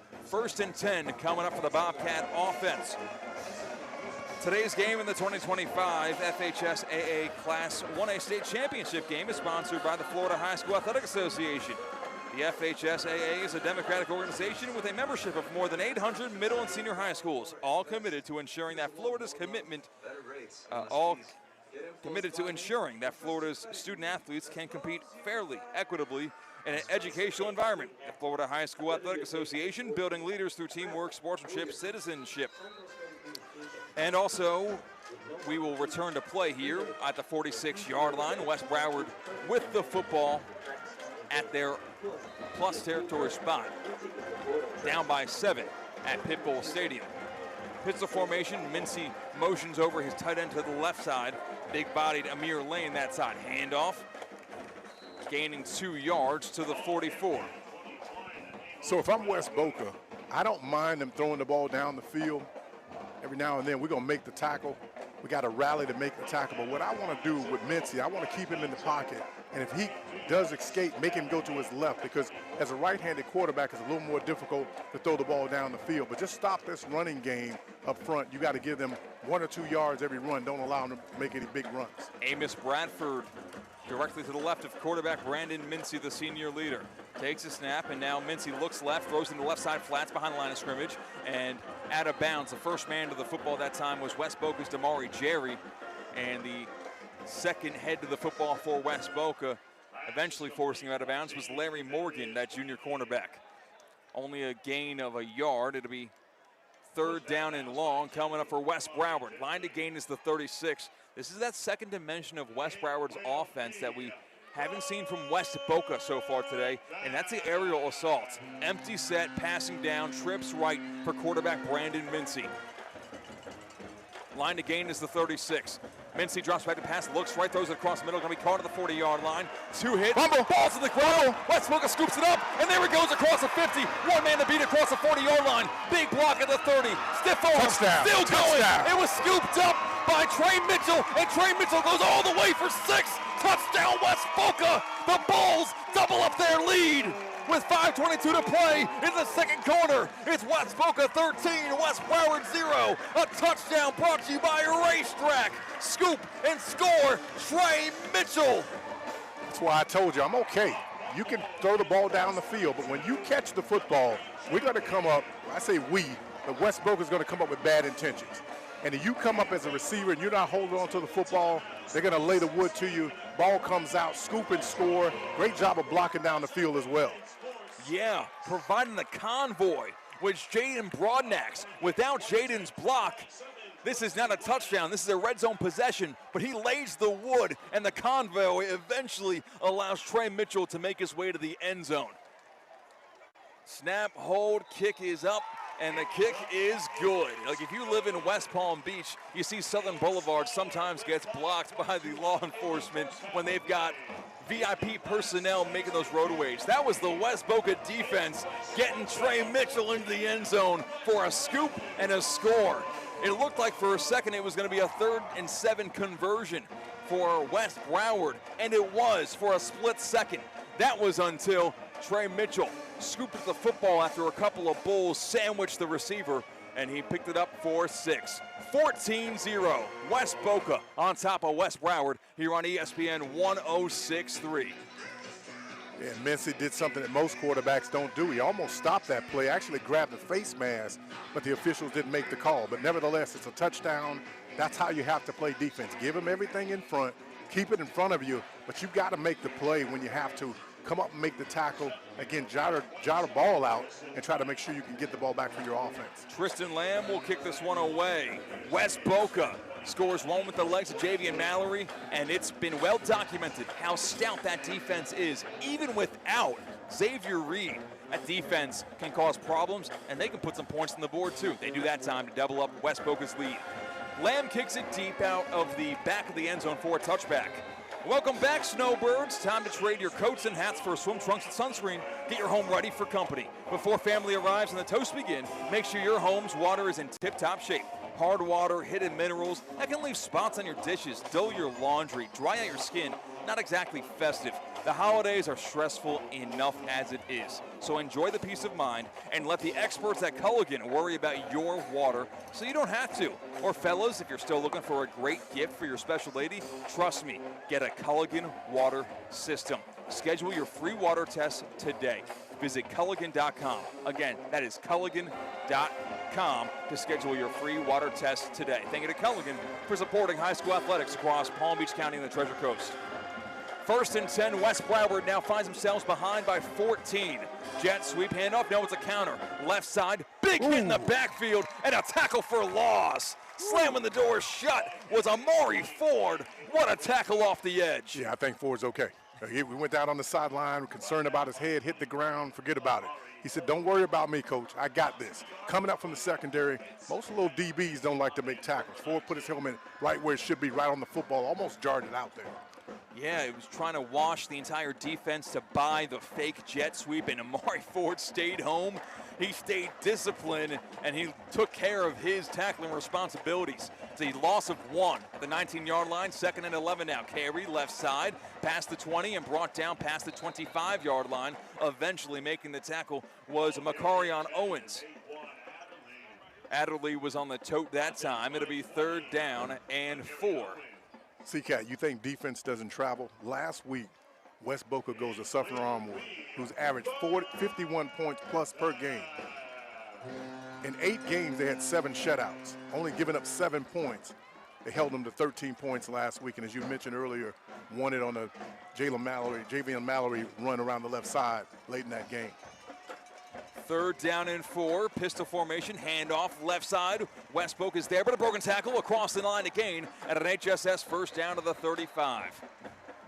Good carry that time from Daquan Adderley. The senior back had a nose for the hole, felt the flow, and cut upfield to gain the 1st down. 1st and 10, West Broward at the 35-yard line. 3:57 to play in the first half. It's West Boca 14, West Broward 0. Make sure you share this stream with any football fan across Palm Beach County. This is an absolutely 100% free way to enjoy this state championship game. 2 receivers left, lone receiver to the right side. Pistol formation, play action pass. Looking to pass is Mincy, but he gets brought down in the backfield for a sack. At the 29-yard line, Mincy goes down. The West Boca defensive line just collapsed. That's what we call in the industry a coverage sack. Again, nothing down the field for Mincy. He looked, he hesitated, and as he looked down the field, then the rush came on and very quickly couldn't get away from it. Couple of big bodies there to make the tackle in the backfield. Christopher Medina made his presence felt. Jamar Thompson, I love when the big fellow wears number 0. And he was also there to sandwich quarterback Mincy to set them back way behind the sticks at the 29-yard line. Line to gain is the 46. It'll be 2nd down and 16. In the shotgun, Mincy drops back to pass, has 2 receivers on either side, looks left, throws it left side. Caught at the 43 is going to be an HSS 1st down. Good throw by Mincy to hit his man right in the chest as Cedric Mitchell made the play, and the junior pass catcher converts. 1st and 10, West Broward. We had time to look, he looked to the right, no one was there, and Mincy looks back to the left and a wide open receiver down the middle of the field. Again, you give him that time, he will pick this defense apart, but one thing is these defensive backs don't miss tackles. Motions over the left slot man, they fake it to him, quarterback run, and driven down in the backfield. Tackle for loss. Getting home once again with Christopher Medina. Funky Cole Medina, I like it, baby. Again, big man, get in the backfield, use your hands, get off that lineman, don't allow them to double team you, get in the backfield and make the play, go down the line of scrimmage. 2nd down and long. Once again, West Broward being pushed behind the sticks after an unsuccessful 1st down play. 2 receivers left, 3 receivers left, empty set. It's a pass play. It's running back to pass is Mincy, and Mincy gets sacked. It was Medina last play. This time, Jamar Thompson gets home.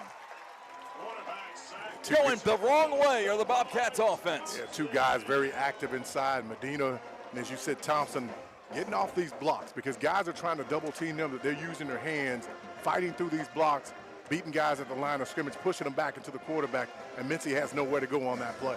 Jamar Thompson, you're going to see him on the ESPN Top 63 list next August. He's just a junior, and he is enforcing his will. He's had 15 tackle for losses coming into this game.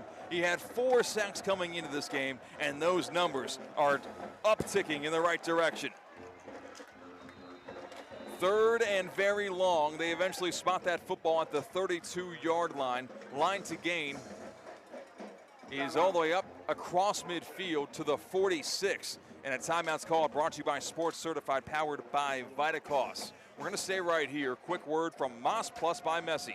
hydration plus more. A beverage like no other, made to give everyone, not just the elite athletes, any extra boost of positivity and inspiration every single day. Created by MLS Cup champion Leo Messi, Mas Plus delivers a balanced blend of electrolytes, natural flavors, no artificial sweeteners or colors, no caffeine, and only 1 gram of cane sugar. Plus vitamins and more.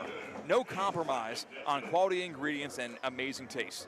Floridians, you can purchase Mas Plus by Messi at Walmart or online at mosbymessi.com. Ball at the 32. Line to gain is all the way across midfield to the 44-yard line. 3rd and over 20. Dropping back to pass is Mincy. Steps up in the pocket. It collapses, and he gets brought down for another sack. This time, it is Grant Edmond. 3 different West Boca Bulls with tackles for losses. 2 of them were sacks. 1 of them was a snuffed-out run play.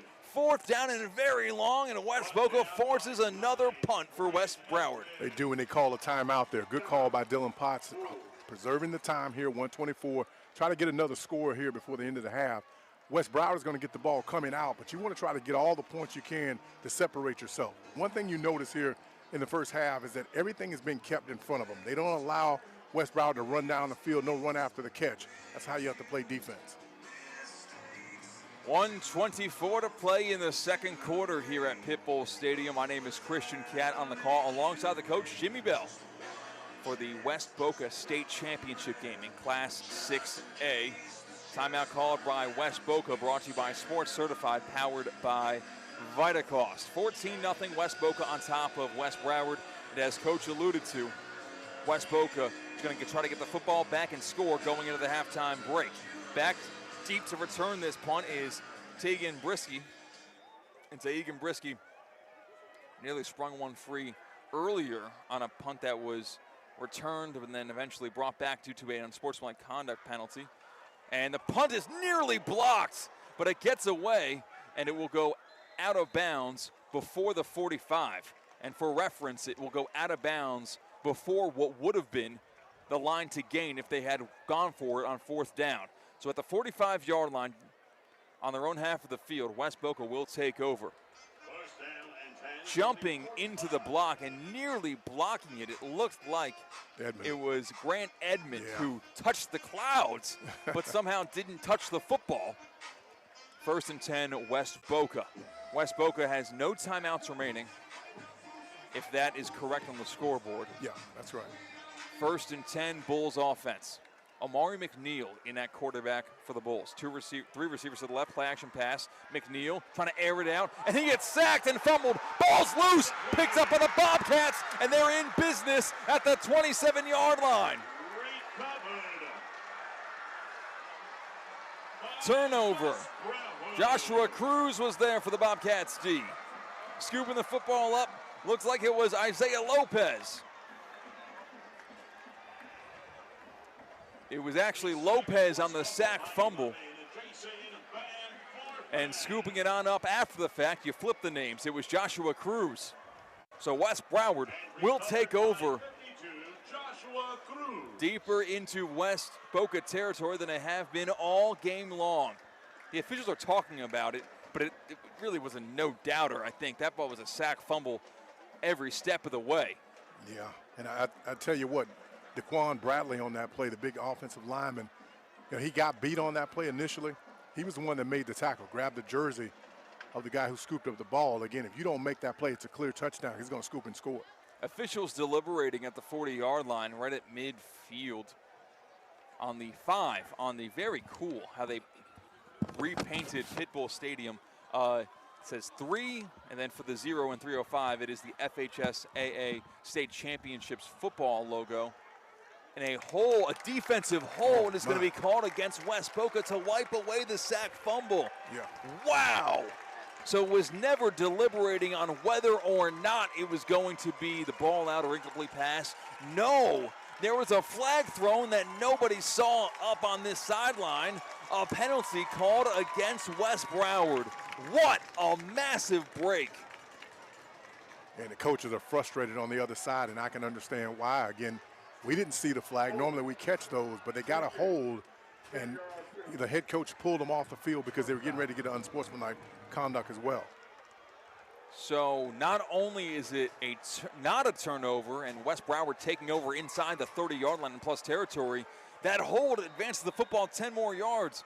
At the 45, past midfield is West Boca now, retaining possession and further thinking about tacking on points for the halftime break. 14-0 West Boca over West Broward. The Bulls of West Boca have the football at the plus 45-yard line, 1st and 10. Boca. 1:08 to play in the first half. Yeah, the flag came out early. We just missed it, but it came out real early. Even before the ball, you can see the play on the big jumbotron here. The flag had already come out. Whenever you see the quarterback get hit hard and the ball comes out, you only focus on that. Yes, Moran and that quarterback throws a deep ball near sideline, and it's incomplete. He was trying to link up with Teagan Brisky. Teagan Brisky was running kind of an out and up route, running with quarterback Trey Moran. But it falls incomplete. The clock stops with 1:01 to play in the first half. No timeouts remain for West Boca. Keep that in mind as they now have 2nd and 10 from the plus 45. Well, they're going to have the middle of the field wide open. Keep in mind also that you can get the ball down past 10 yards. The clock is going to stop, give you a chance to reset. So try to, if you're going to challenge them, hit it in the middle of the field because that's where the most vulnerable spots of this defense is going to be. 2nd and 10. It's a handoff. Up the middle, Javian Mallory bashing through. He gets the HSS first down across the 35-yard line to the 34. That will stop the clock for the time being with 53 seconds to go in the first half. But West Boca's got to hurry up because that clock will continue to roll right about now. 51 seconds now remaining in this first half. No timeouts remain for the Bulls. Moran commanding the huddle, getting everybody out wide, and the ball will be snapped with 40 seconds to go in the half. Moran drops back to pass, looking right, now rolling to his right with the pocket collapsing. Tucks it, he's gonna run it across the 30, 35-yard line, 25, 20 on his feet. Trey Moran stays on his feet at the 15, still going, and brought down inside the 15-yard line. The clock's gonna roll after the ball spotted. It gets stopped with 27 seconds to play in the first half. West Boca might be wise to spike this football. They've got the football at the 15-yard line. What a nifty run for Trey Moran. Hands on their hips. The clock will roll now. 25 seconds to go in the first half. Moran in the shotgun. They're going to run a play here. 2 receivers left. Mallory to the right of quarterback Moran. Ball snap with 18 seconds to go in the half. Moran looks. End zone. Got a man wide open. Touchdown. It's dropped. Goodness gracious. It was dropped. Caleb Hermain could have pitched a tent, started a fire, and sung a lullaby in the end zone. But it hits off his hands while he was wide open and incomplete. The pass drops. 12 seconds read the clock in the first half.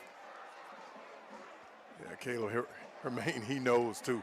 He dropped a wide open ball there. Great play call, sent him to the flat. That was a great call. Now keep in mind, you can't take a sack here because you don't have any timeouts. So if nothing else, throw the ball away. You can still get a field goal here. So 12 seconds, the clock stops with the incomplete pass. 2 receivers left, and whistles blow. Timeout or delay of game, I think, is going to be the call. Yes, that will be the call. Delay of game on the offense of West Boca. Kind of in stunned shock that the ball wasn't caught. As you said, Coach, on the call, that was about to bellow out. Touchdown, West Boca. And they were almost in a stunned shock that that ball wasn't caught and weren't prepared to run another play. It'll be 2nd down and 15 from the 20-yard line now. Line to gain the 5. And now that changes your play call, backing up from the 15 to the 20-yard line. 2 receivers left. Moran in the shotgun with 12 seconds to play in this first half. Pretty much got 2 plays here at maximum. Moran motions out the running back, drops back to pass, looks, end zone. Looking for Mallory, it falls incomplete. Good coverage on the play that time by West Broward. Playing some good defense was Zachary Isaac. He's been all over the place today for the Bobcats. That time it breaks up the pass. It is now 7 seconds to go in the second quarter, and you are playing with fire if you want to kick a field goal here. Take the field goal. You are going to kick a field goal here. I alluded to it earlier that West Boca has not had a successful field goal unit in 2025. 1 for 7 The long is 27 yards. This one will be a 37-yarder. With 7 seconds to go, snap, hold, kick is up. It's got the distance, and it's got the direction. What a time to go 2 for 8. Tristan Lamb bangs it through, and it's now 17-0. West Boca nails that field goal to send us to the Safebound Moving and Storage halftime report. Again, at halftime, it's West Boca 17, West Broward 0 here on ESPN 106.3. And before we go to the halftime break, a couple of messages for you. First and foremost, Duffy's Sports Grill. They're a proud supporter of ESPN West Palm High School game day. Duffy's once again was voted the best sports grill with their award-winning burgers and wings. Plus, they have weekday lunch deals, including the Duffy's Double Play starting at just $7.99. Also, you can make sure you sign up for free to get your Duffy's MVP card and start earning rewards today. With over 80 TVs in each location, you will never miss a minute of the game. Or you can never miss the minute of the biggest fights, the biggest bouts in the boxing ring, in the UFC, professional fighting. Duffy's has got it all. Visit Duffy'sMVP.com to learn more. Here on ESPN 106.3, we thank all of our partners that have helped allow us to follow these area teams in their quest for state championship games.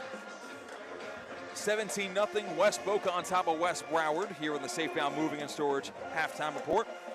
And if you remember one thing today, remember this. The FHSAA is now on Facebook, X, Instagram, Snapchat. Like them, tag them in your social platforms, searching for FHSAA. Keep up with teams and people who strive to make high school athletics in the state of Florida the best. Be a fan of it all by following them on social media, FHSAA. Next sentence, period, next sentence. Best source for high school sports coverage is ESPN West Palm. Follow ESPN Top 63 on Twitter, because that is right now where all of the highlights are being posted. The video highlights, that is. Right now, you can only listen to the game for free on ESPN 106.3, the ESPN South Florida app, and on YouTube. You're watching the broadcasters right now. You're seeing the score at the bottom of your screen, but you can actually watch the highlights of what's going on right below us. You'll see that scoop and score that we saw picked up by West Boca's very own Trey Mitchell. You'll see the Javian Mallory touchdown run from 50 yards out. You'll see that field goal that Tristan Lamb booted through to give West Boca some insurance going to the halftime break. That's on X, ESPN Top 63. ESPN, the word top, the number 63. That's how you can watch those video highlights for 100% free. Free 99, my favorite price. For the latest of official news of Florida high school sports, including up-to-date brackets in the 2025 FHSAA football championships, visit FHSAA.com. The new official website of the Florida High School Athletic Association. That's www.FHSAA.com. Catch live on-demand postseason coverage Florida high school sports at www.nfhsnetwork.com. Brought to you by the NFHS Network, the official online partner of the FHSAA. Period. Space. We'll give about 3 seconds before I say my next sentence. It costs money to do that. So, if you want to cough up your wallet to watch your favorite high school athletes play for a state championship, that's the option. If you want to do it for free, you can watch the highlights on X, on Twitter, ESPN Top 63. Hey, it's your money. Do what you want. Before we go to break, one more reminder. Smith, Ball, Bayas, and Prather, Florida Injury Lawyers. They're proud to be the presenting sponsor of High School Game Day on ESPN 106.3. If you've been in a car accident, call now for a free consultation. The sooner you call, the sooner the lawyers at Smith, Ball, Bayas, and Prather can start putting their extensive experiences and resources to work for you.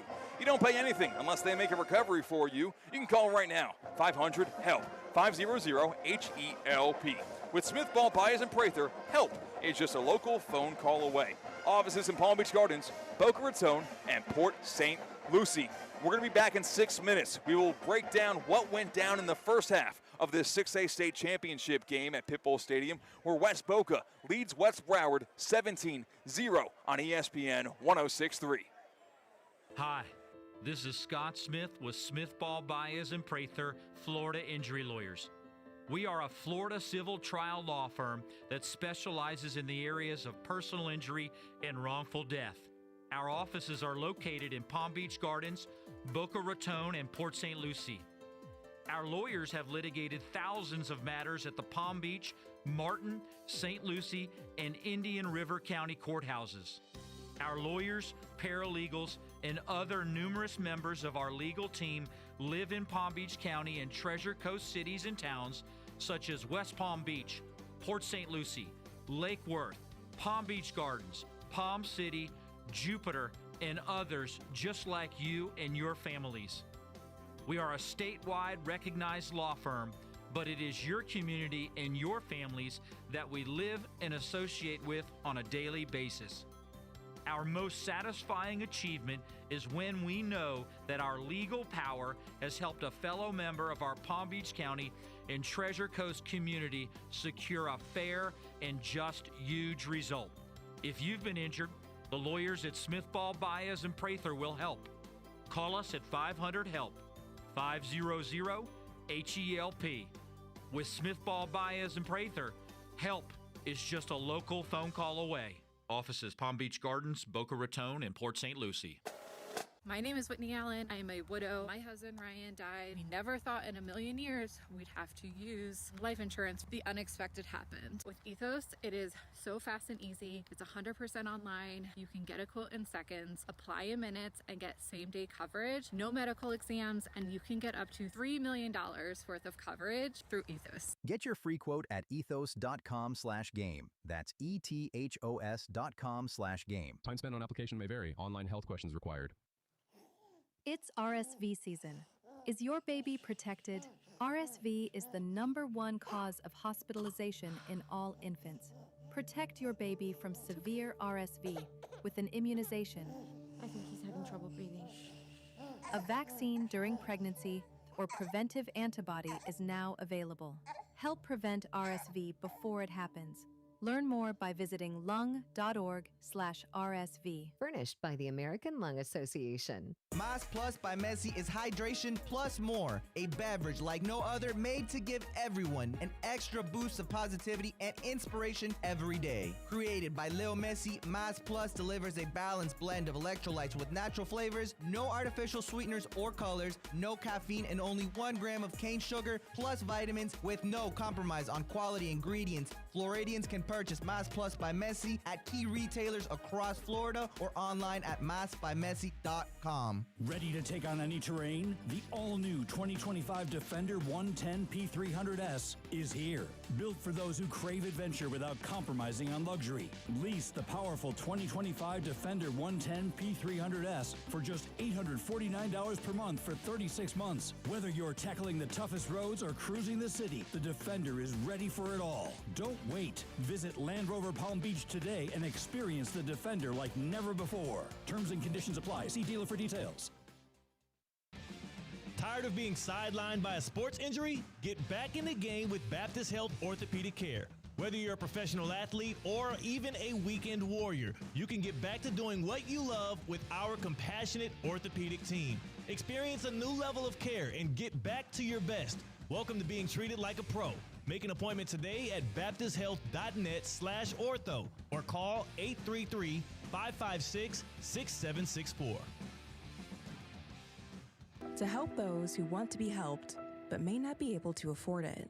That's what PGA Tour winner Grayson Murray had envisioned for a foundation before he sadly took his own life at just 30 years old.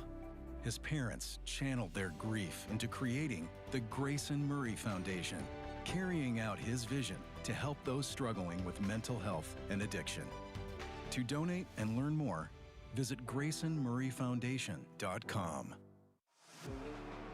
The countdown to kickoff is on, and the road to the national championship runs through Miami. Don't miss the ultimate New Year's Day celebration. The college football playoff quarterfinal at the Capital One Orange Bowl kicks off at Hard Rock Stadium on Thursday, January 1st at noon. The Capital One Orange Bowl. History happens here. For tickets, visit orangebowl.org. Business owners, are your employees driving you nuts? Is money tight? Or have you just poured your heart and soul into your business and now it's time to retire and just relax? At Transworld Business Advisors, they have buyers from all over the world ready to buy your business now. Call for a confidential conversation about your business's current value. 561-203-5121. That's 561-203-5121, or visit tworld.com today. Calling all sports fans, grab your MVP card and head to Duffy's where you can catch all of the action. Not an MVP? Sign up for free and start earning rewards today.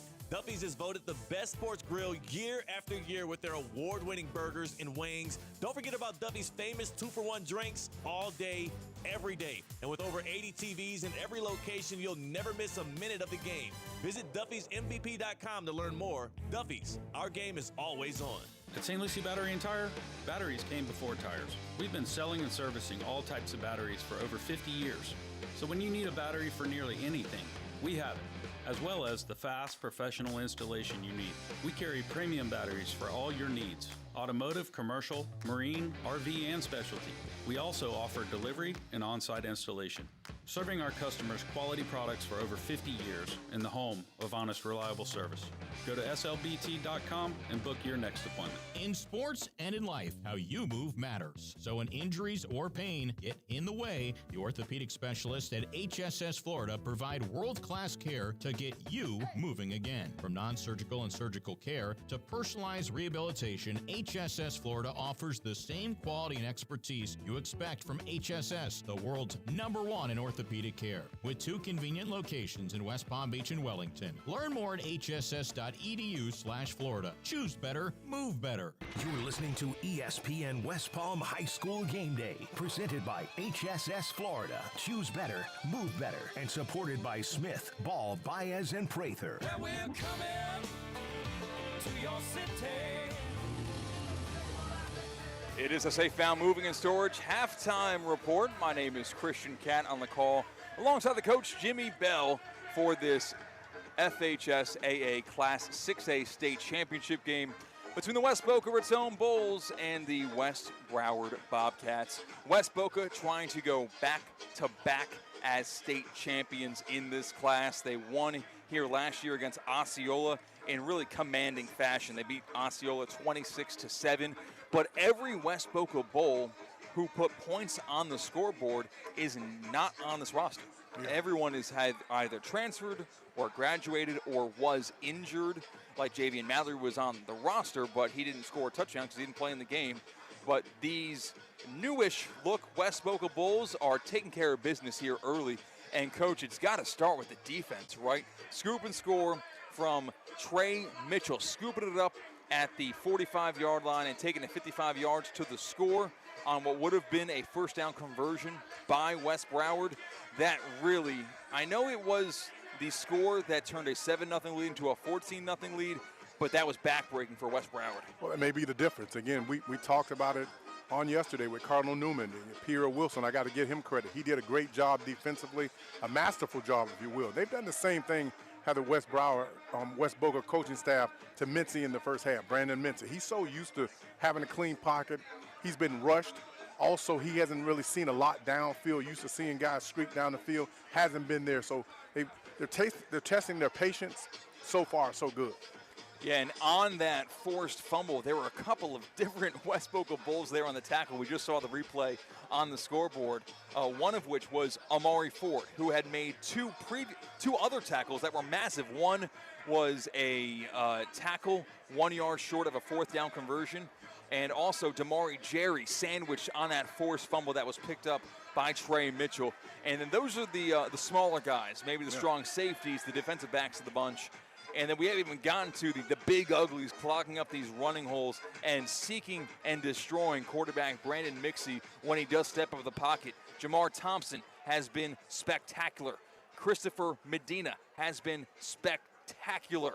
And Max Reed has been plugging up the running lanes at inside linebacker as well. It has been a complete dominant effort for West Boca. Stats right now up on the scoreboard, where 94 total yards for West Broward, only 31 on the ground. For West Boca, 183 total yards, 179 on the ground. That means they only have 4 passing yards. Yeah. And we discussed in that first quarter, that is the way to win for West Boca. They are one-dimensional in the fact that they need to have a low-scoring, keep the football, dominate the time of possession type game, and that is going to be the case here today so far. 10 first downs for West Boca, only 5 for West Broward.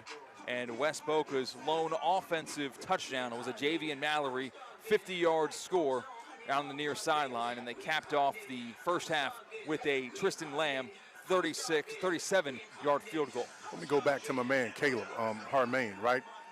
Jerry Rice drops balls. Everybody does it. He tried to, we go back and look at the replay. He tried to turn his head to look for something, I don't know, but it should have been looking at the tip of the ball. We'll try to get it to him here in the second half, see if we can make up for that. Again, score could have been 21-0, but so far so good. Everything's going the right way for West Boca.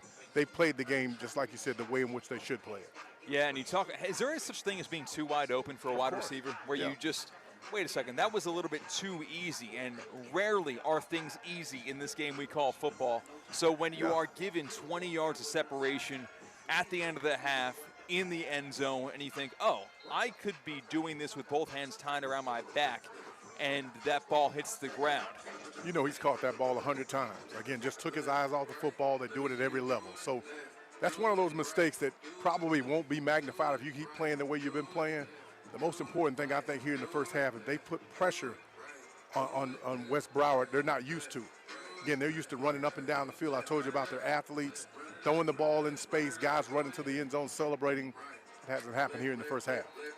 So for one school that it's their first time in this game, and that's West Broward taking on the team that won their first ever state championship just last year. It'll have to be a massive comeback and upset bid in the second half for West Broward. But boy, when I saw J.V. Malley streak up that sideline to open up the scoring in this one, it looked like he turned this football field into a racetrack. And that reminded me of, well, Racetrack. That's your one-stop shop for your football Friday nights, your college football Saturdays, your pro football Sundays. Racetrack is where you need to go when you're on the road. They are where you need to go when you're going from home to work, from work to after-school activities. Racetrack supports our local high school football communities. They are incredible supporting our local communities, and honestly, the gas is like 5% of the equation. There are times, Coach, where I will go to Racetrack because my gas tank is on E. Okay, go to my local racetrack. The closest one to me is right on 10th and Military Trail.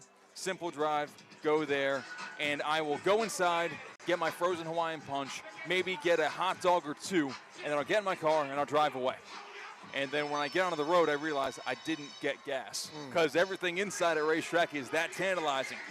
Racetrack's got great hot food. They've got great ice-cold drinks. They've got really frozen options there. The Freeze. You ever see the Beat the Freeze at Atlanta Braves games? It's based off the Freeze, the frozen cherry, frozen Hawaiian punch, frozen Minute Maid strawberry lemonade. Racetrack has got it all. If you're a fan of boiled peanuts, whew, they've got the best in the country at a Racetrack. Whatever gets you going, style and convenience, whatever you need, Racetrack is there for you. Stop by, make it a part of your daily routine, and you can't survive football season without a Racetrack, whatever gets you going. At halftime here, brought to you by Safebound Moving and Storage, it's West Boca 17, West Broward 0. When we come back, kickoff to the third quarter. The West Boca defense will take the field first, and the West Broward offense will get the football to start the third quarter action in the Class 6A state championship game on ESPN 106.3.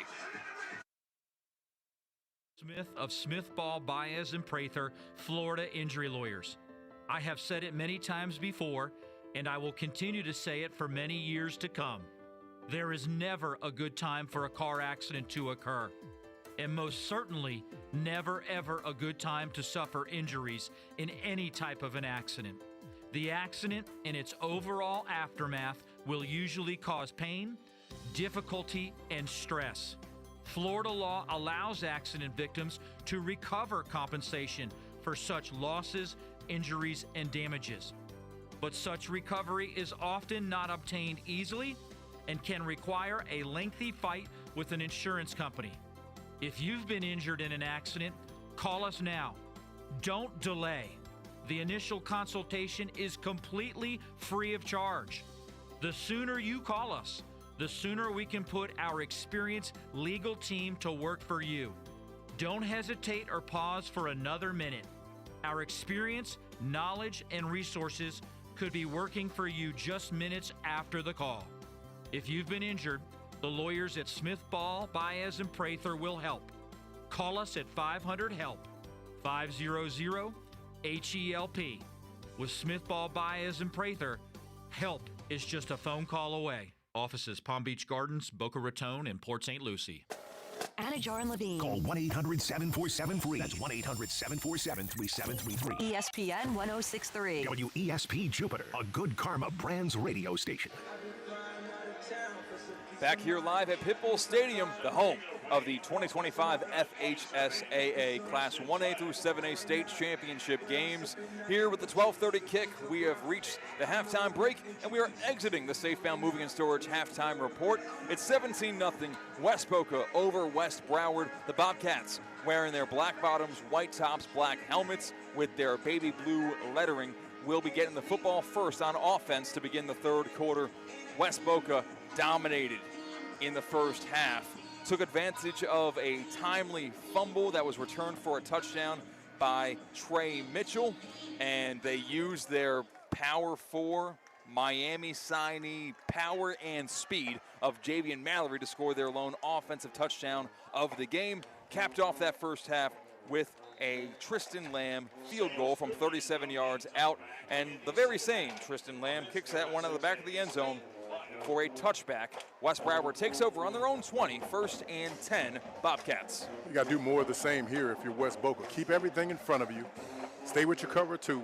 Every now and then you'll put a third safety back there, but don't allow them, the receivers of West Broward, to get loose in the middle of the field. You've got to put your hands on them, get hands on the cloth, tackle these guys because they're very elusive. 12 minutes on the clock. We begin the third quarter with West Broward on their own 20. 17-0 West Boca on top.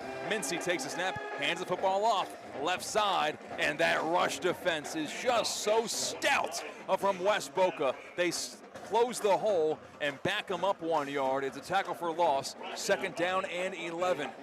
Yeah, stout may be an understatement. I'm telling you, these guys know how to play football on the other side of the line of scrimmage. And you do that because, again, you're active. Get your hands in there if you're a defensive lineman, and make sure you push the lineman back. Make plays on the other side, and that's how you keep them from running the football. Now they got to force them to throw the ball down the field. In last year's West Boca win over Osceola in that state championship game, West Boca did not allow a single completion. Handoff up the middle, and this time 2 yards are gained.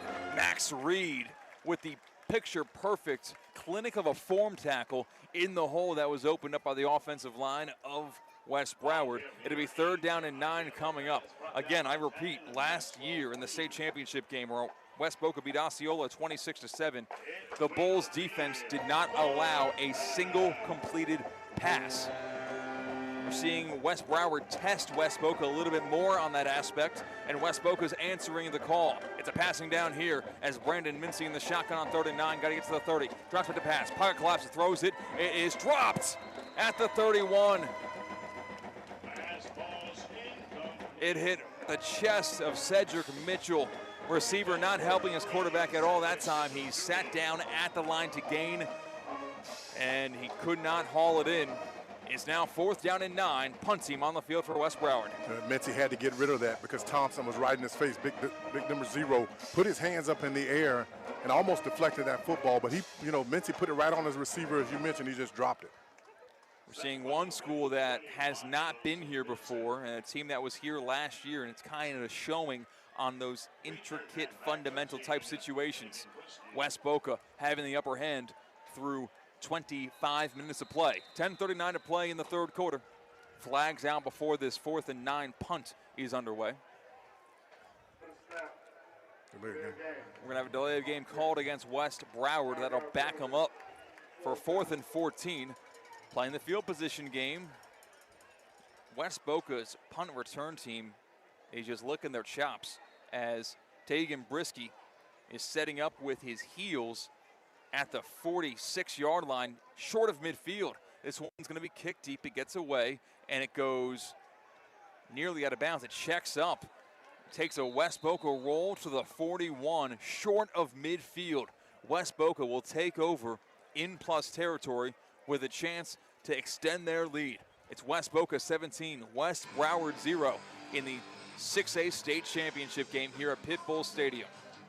If you're the Bulls, this is where you put pressure on West Broward. You got to get in the end zone right here.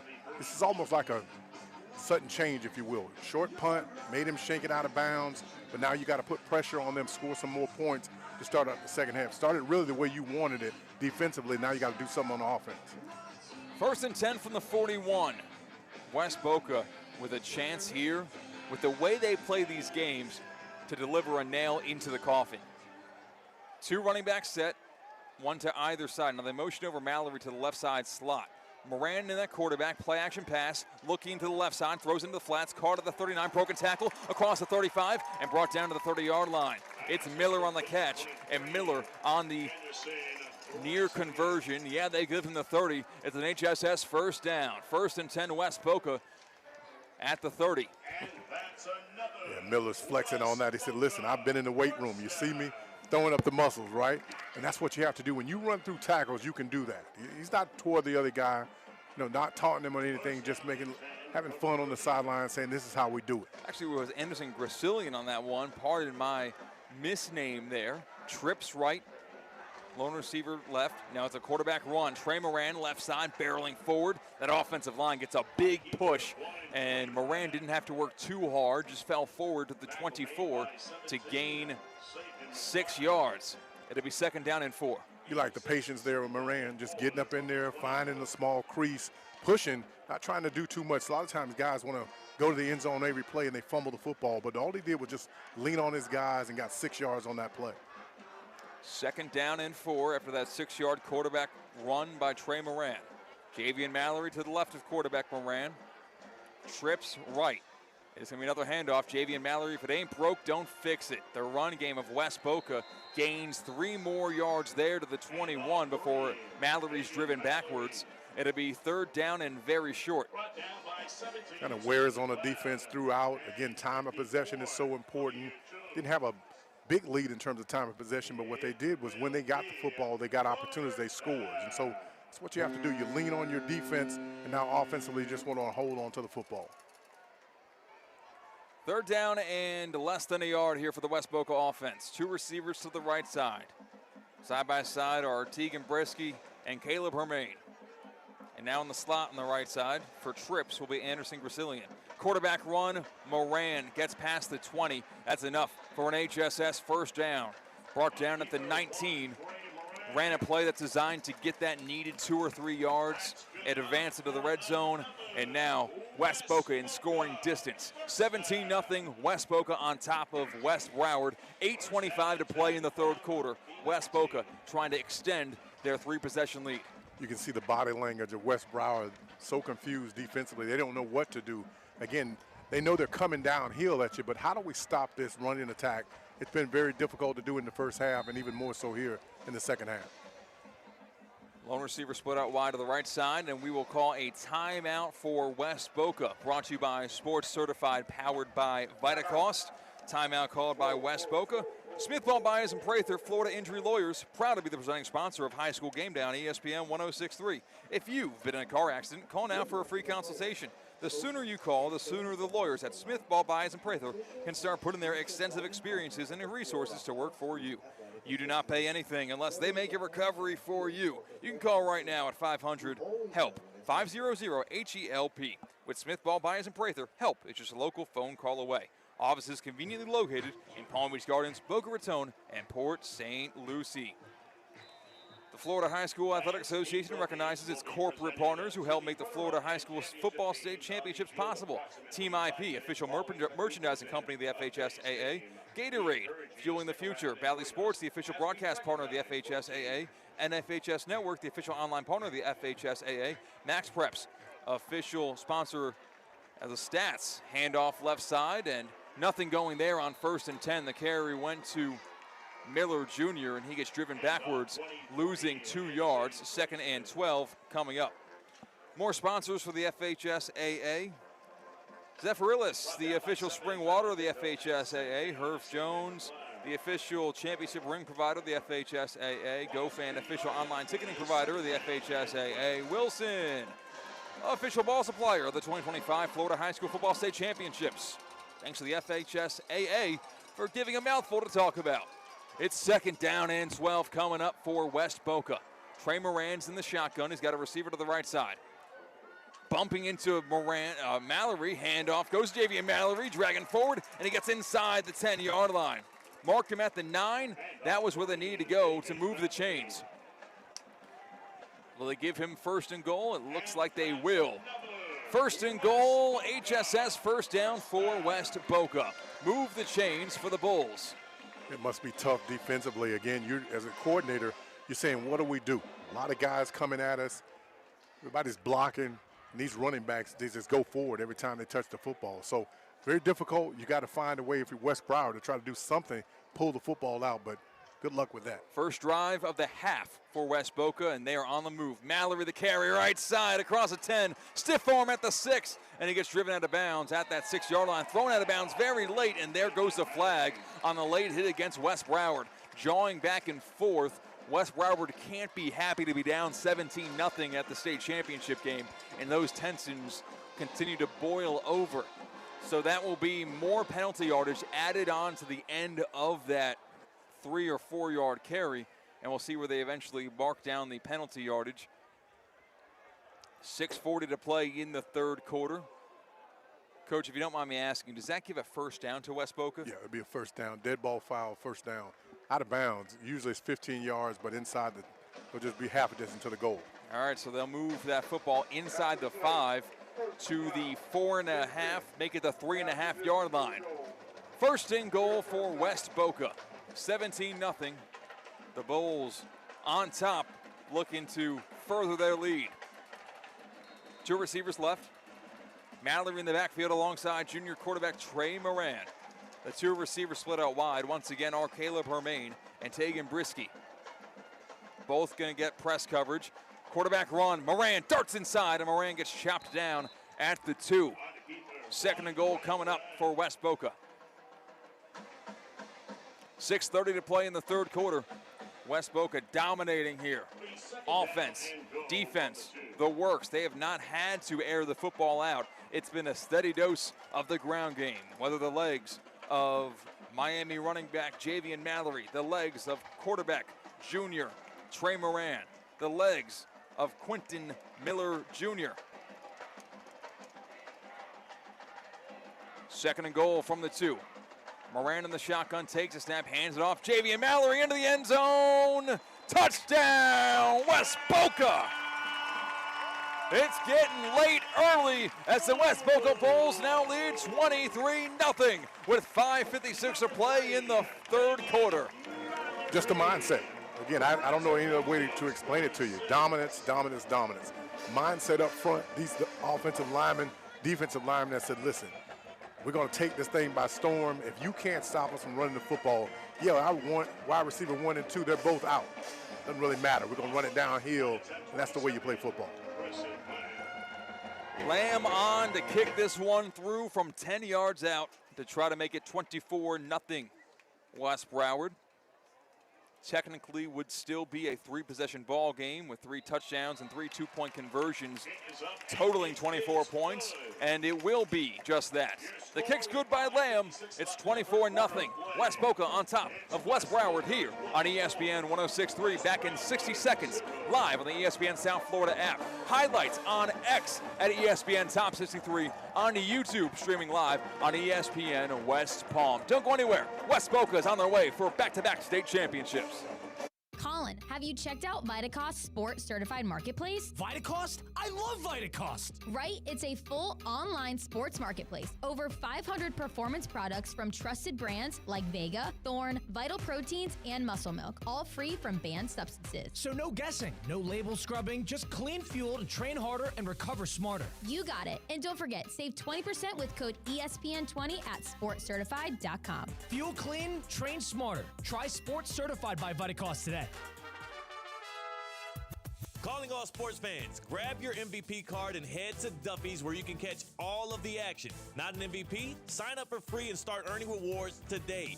Duffy's is voted the best sports grill year after year with their award-winning burgers and wings. Don't forget about Duffy's famous 2-for-1 drinks all day, every day. And with over 80 TVs in every location, you'll never miss a minute of the game. Visit Duffy'sMVP.com to learn more. Duffy's, our game is always on. You're listening to ESPN West Palm High School Game Day, presented by HSS Florida. Choose better, move better, and supported by Smith, Ball, Bayas, and Prather. Yeah, we're coming to your city. West Boca 24, West Broward 0 here at Pit Bull Stadium with 5:56 to play in the third quarter. West Boca just kicked this one out of the back of the end zone. So West Broward will start after the touchback at their own 20-yard line. It's starting to feel very similar to 2024 if you're a West Boca Bulls football fan, as we bore witness to West Boca winning the 2024 state championship game in Class 6A in this building last year. An overwhelming attack. This one only on the ground, where West Boca still only has 4 passing yards, believe it or not, and they're on top 24-zip. West Broward with the football, 1st and 10 of the 20, play action pass. Mincy steps out of the pocket, heavy pressure, he gets pursued and gets hit hard, gains 1 yard. Ball came out, but they're gonna call him down at the 21. Pursuing the ball carrier was West Boca's Damari Jerry. Just so disciplined in this defensive unit of West Boca. And it helps when you are freak-level athletes where you can keep calm, cool, and composed while keeping eyes on the quarterback, knowing when to abandon your maybe zone coverage for the pass game to attack the quarterback and sick him like a pack of dogs. Yeah, I can't agree with you more. Again, getting a lot of penetration up front, but in the secondary, there's nowhere to throw the football. Mincy, his eyes are looking at the rush as opposed to looking down the field because he's getting so much pressure on him.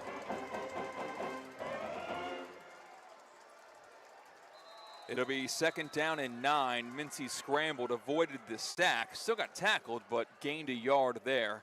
And before this 2nd down and 9 snap is made, another timeout's gonna be called. Brought to you by Sports Certified, powered by Vitacost.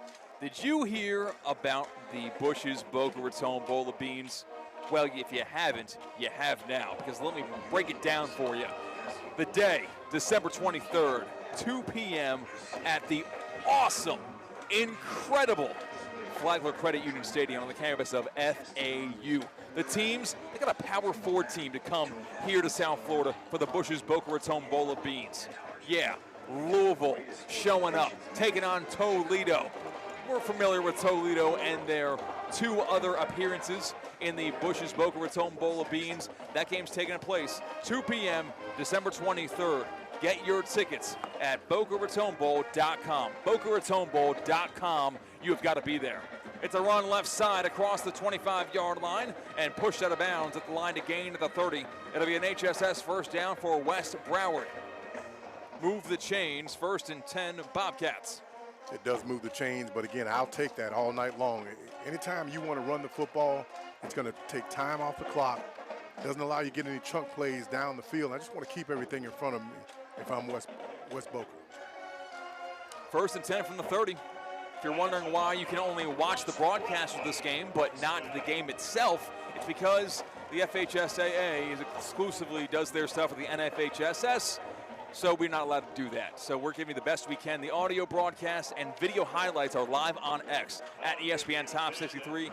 At ESPN Top 63, that's where you can see the video highlights of the 6A state championship game. It is a short run that time up to the 35-yard line. Another run. West Broward on his feet across the 40-45 and brought down short of midfield. Good carry that time by Daquan Adderley to give this offense of West Broward a much-needed jolt of energy, adrenaline, just something good to happen. He's at the 49-yard line, 1st and 10, 1st down, brought to you by HSS. Timeout called by West Boca to give their defense a little bit of a breather, as West Boca is now finding repeated success with their ground game. We're going to take a timeout here as well on ESPN 106.3. 24-0. West Boca on top of West Broward with 4:23 to play in the third quarter. Back here, ESPN 106.3. Kaiser University's flagship campus. The 100-acre residential campus at 2600 North Military Trail in West Palm Beach extends Kaiser University's educational offerings to over 100 degrees. Kaiser University also has an athletic program with 26 national championships, including back-to-back-to-back lacrosse titles, and they just won their first ever national championship for men's tennis. Visit KUSeahawks.com for the latest on the championship flagship campus of Kaiser University. You're listening to ESPN West Palm High School Game Day, presented by HSS Florida. Choose better, move better, and supported by Smith, Ball, Bayas, and Prather. Yeah, we're coming to your city. Bradford gets the give on the pitch jet sweep across the right side. He gains 6 yards on 1st and 10 to the 45-yard line. 2nd and 4 coming up for West Broward. The Bobcats of West Broward are down 24-0 with 4 minutes to go in the third quarter. More movement before the snap, and now animated is quarterback Brandon Mincy with his offensive line as there was a flinch from their right guard before that ball was snapped. I guess the cadence was called by quarterback Brandon Mincy in order to initiate the pre-snap motion from the slot receiver coming across, and that triggered the offensive line to jump off sides. Yeah, they're getting a little frustrated, are the Bobcats. Again, just nothing going well, as you mentioned, but then all of a sudden they go to a little tempo to try to get some help for their offense. You jump offside, take you back 5 yards. Now it's 2nd down and about 9 yards to go. So take away 5 of those 6 yards that were gained in the previous play. As you mentioned, Coach, ball at midfield now. 2nd down and 9. Line of gain is the 41. Mincy dropping back pass, throw it across the middle. It's going to be dropped. Incomplete. Receivers of Mincy not doing his quarterback any favor as Isaiah Lopez had that ball in his hands. It was good coverage by West Boca, don't get me wrong. He wasn't wide open, but that ball was fit in the tight window, and it should have been caught. But instead, it's an incomplete pass. 3rd and 9 coming up. Talk about windows. I got to imagine throughout the year, Mincy has saw nothing but a clean pocket. And then down the field, you know, those opportunities were wide open. Now they're being challenged, and these receivers, as you mentioned, they're dropping the football time and time again, not helping them out. 3:25 to play in the third quarter, 24-0 West Boca on top. Trips right, 2 receivers left side, empty set. Mincy drops back to pass. The quarterback throws it near side into the dirt. Incomplete. The pressure in his face forced him to just get rid of that one as soon as possible. Delivering said pressure was Demetrius Geathers Jr., the senior. He's on the ESPN Top 63 list. Geathers is a USF signee. He's going to be playing with the former offensive coordinator for Ohio State, who accepted that head coaching job, Brian Hartline, next year. My God. Going forward on 4th and 9 is West Broward. They got to get to the 41 from the 50 as Mincy drops back to pass, steps up in the pocket, throws it near side. It is incomplete. What a play on the football that time by Damari Jerry. That ball hit right in the chest of Amir Sears. And Amir Sears is a great talent. That ball hit him in the chest. He caught the football, but coming across, applying the defense with Damari Jerry to peanut punch it out. It's an incomplete pass. It's a turnover on downs, and West Boca takes over. It just raked right through his arms. Again, Sears just got himself a 15-yarder for arguing with the West Boca staff and players, but again, go right through his arms. Wow. He's trying to bring the ball into his chest, as you mentioned. You go through his arms and rake the football out. That's the way you play defense. My goodness, what a play defensively that time from Damari Jerry. He's a junior, so he will certainly be on the ESPN Top 63 list in August of 2026. He has been spectacular to watch, as has, I feel like we've mentioned to everyone by name in this game, which is hard to do on a radio broadcast. He's been spectacular. Trey Mitchell had the scoop and score for 6. Jaden Broadnax applied the lead blocking, allowing Mitchell to score on the scoop and score. Maxwell Reed has done what Max Reed has been doing all year long. That personal foul was against West Broward. They've got the football at the 35 now in plus territory, and a sack. Amari McNeil gets chased from behind by Bam Farfan. And we have not mentioned Bam Farfan yet so far in this game. Tough. He is a tough son of a gun. Yes, sir. 26 tackles for loss coming into this game. He has 22 sacks coming into this game, and he has one right there to make it number 23 on the season. top 25 in the nation. So, you know, he's been making plays all year long. And Farfan gets home that time to back up West Boca on their own in plus territory at the 40-yard line, excuse me. It'll be 2nd down and 14 now from their own 40. Bunch formation. Moran design quarterback run up the middle, and Trey Moran fights forward and gets brought down at the 36. Yeah, I think on that previous play, McNeil didn't realize how fast Farfar was, and he got to him before he was going to roll out to the left, looking down the field. All of a sudden, he closed that distance very quickly. So the speed, I think it kind of caught up with him at the end. 3rd down and 10. Line to gain is the 26-yard line. Ball spotted at the 36. We have only 2 minutes to play in this 3rd quarter, and West Boca is well ahead in this one, 24-0. Well, maybe we'll see the arm of Trey Moran. 2 receivers right, Mallory to the right. Moran takes a snap, design quarterback run. Moran gets wrapped up in the backfield. He fights forward and gets thrown forward to near the 30. They spot him down at the 33. So a short gain there. It's now 4th and 8. You're talking like a former quarterback, right? You want to throw the ball. They're not throwing the ball. No. Dylan Potts said, listen, we're just going to milk this baby all the way down to the end. They won't score 24 points at one time, so we're just going to take our time and use this clock. We'll let it work against them. Coach, you caught me red-handed. It's wishful thinking for a radio broadcaster for maybe some explosions and fireworks on the play call. But I'm not on that West Boca sideline, and that West Boca sideline would like this game to be over right now if it could. With a 24-0 lead over West Broward, it has been a pure dominant effort. And before this 4th down and 8 coming up, they're kind of in no man's land. It's way too deep for a field goal for Tristan Lamb, and you might as well go for it. And I think, you know what, we will see. Moran's out there. He is a punter as well as a quarterback. They will punt this one away and force West Broward, at the very least, to go 80 yards to score one of the 3 touchdowns and convert one of the 3 2-point conversions that they will need to actually come back in this game. So West Boca will punt this one away after using that timeout. Moran catches the snap, low, tumbling punt that'll bounce the 15 and go out of the back of the end zone. Oh, very close was Amir Sears to touching that football and being a live ball. But instead it will be a touchback at their own 20-yard line, will be West Broward. 45 seconds to play in the 3rd quarter. West Boca 24, West Broward 0, here on ESPN 106.3 and on YouTube. ESPN West Palm. Ready to take on any terrain? The all-new 2025 Defender 110 P300S is here. Built for those who crave adventure without compromising on luxury. Lease the powerful 2025 Defender 110 P300S for just $849 per month for 36 months. Whether you're tackling the toughest roads or cruising the city, the Defender is ready for it all. Don't wait. Visit Land Rover Palm Beach today and experience goal line, 40, 30, 25. Stiff arm still on his feet and brought down at the 20-yard line. The biggest play of the game so far for West Broward. Retravian McCreed makes the catch and gets the 60-yard conversion. From their own 20 to the West Boca 20 goes the West Broward offense. McCreed makes the catch, was wide open across the middle of the field, used his shifty legs to gain a little bit of yards after the catch. And it is a red zone possession for West Broward at the 20.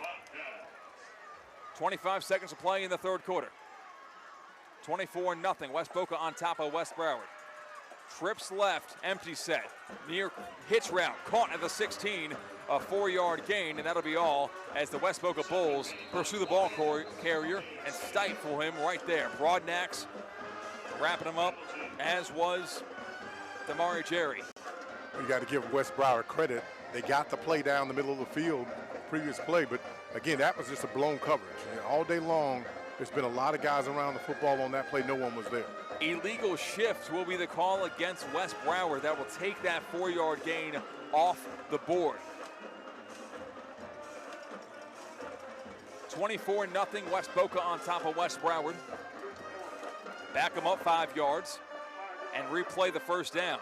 First and 15 for West Broward. They've got the football in West Boca territory. Biggest play of the game, a 60-yard touchdown throw to Rodtavion McCreed for the Bobcats.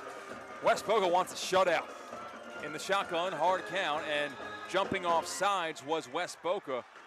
Was it movement from West Broward that induced that encroachment? Now the conversation's going to be had by the officiating crew to determine whether or not the 5 yards will be awarded or taken away. 2 seconds to go in the third quarter, 24-0, West Boca on top of West Broward.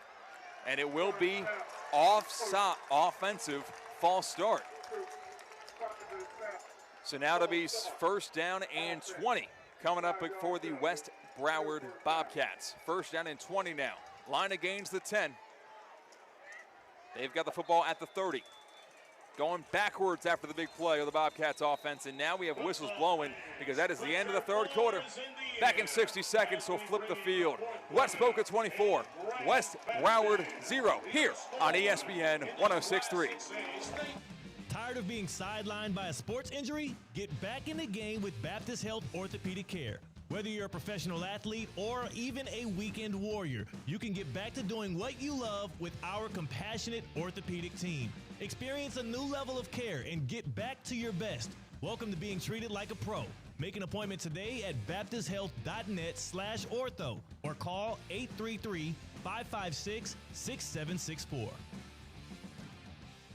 Colin, have you checked out Vitacost Sport Certified Marketplace? Vitacost? I love Vitacost! Right? It's a full online sports marketplace. Over 500 performance products from trusted brands like Vega, Thorne, Vital Proteins, and Muscle Milk, all free from banned substances. So no guessing, no label scrubbing, just clean fuel to train harder and recover smarter. You got it. And don't forget, save 20% with code ESPN20 at sportcertified.com. Fuel clean, train smarter. Try Sports Certified by Vitacost today. You're listening to ESPN West Palm High School Game Day, presented by HSS Florida. Choose better, move better, and supported by Smith, Ball, Bayas, and Prather. Where we're coming to your city.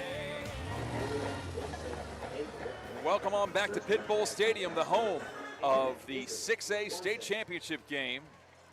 FHSAA play, handoff up the middle. West Broward trying to crawl back into this one on the scoreboard and on this drive in particular. 2 pre-snap penalties backed them up 10 yards to make it first and 20. And a run there on first and 20 gains 3 yards to set up second down and 17. 24-0 West Boca on top of West Broward here as we enter the fourth quarter. That was the first play. A run up the middle by Amos Bradford. The junior tailback gains 3, but West Broward is going to need to be throwing the football. In the shotgun, Mincy takes the snap, drops back to pass. Paya collapses, and he gets sacked. Brought down to the backfield. Grant Edmond gets home. Going backwards again to the 32. Now will be the spot of the football. Third down and 22 coming up for West Broward. This defense has done a great job in the first and second half of getting to Mincy, but the thing about it is these coaches are sending the receivers down the field. There's nobody in front of him so they can get the ball out very quickly. You got to help your quarterback out, especially when he's struggling so far in this game. Third down and 22. Line to gain is the 10. Looking at the scoreboard, down by 24. They've got 2 tries to get to that 10-yard line. Empty set. Mincy drops back to pass. Pressure in his face. Rolls left. Now he's got one blocker. Now rolls left again. Tucks the football down. And he's brought down again.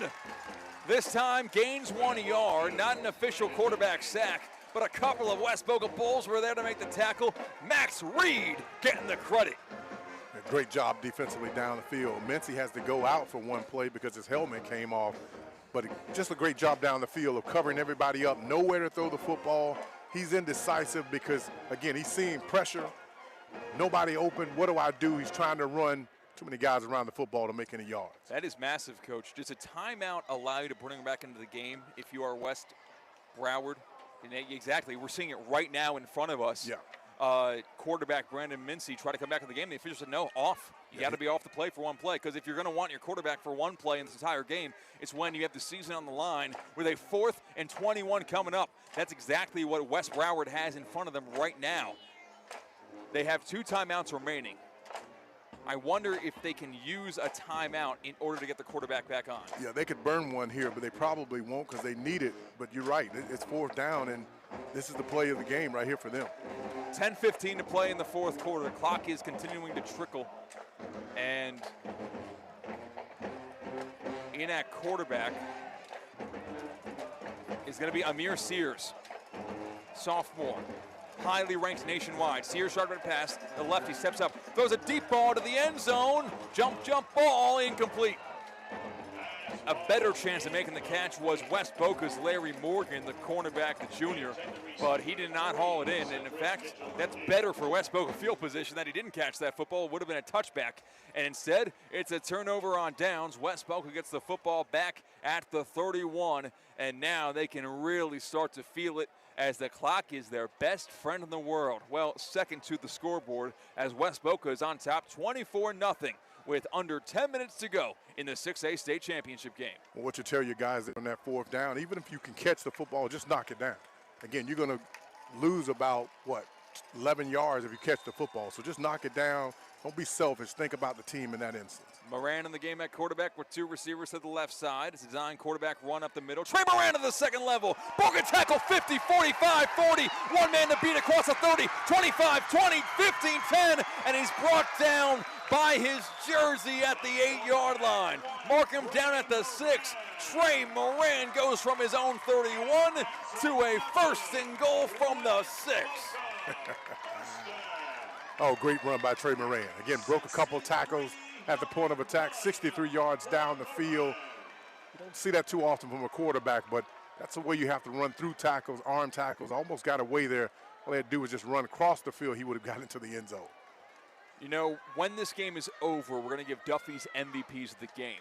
And I think we should make a new award for most improved player from last year.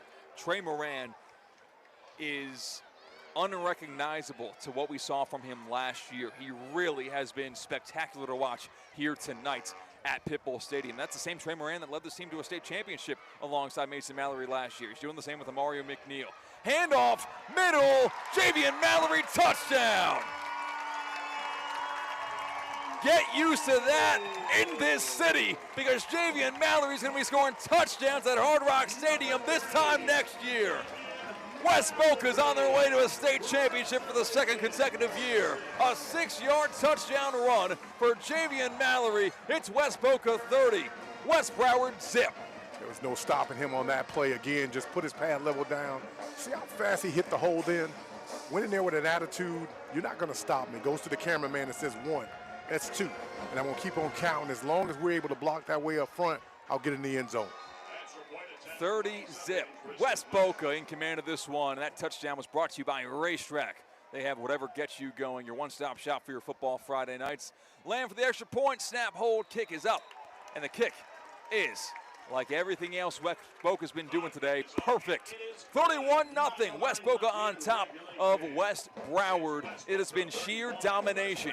You thought it'd be hard to find a team dominate like we saw at St. Thomas Aquinas dominate in this building last night, but we're seeing heavier dominance here today in the 6A state championship game.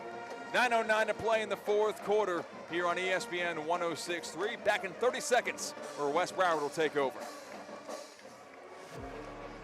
The countdown to kickoff is on, and the road to the national championship runs through Miami. Don't miss the ultimate New Year's Day celebration.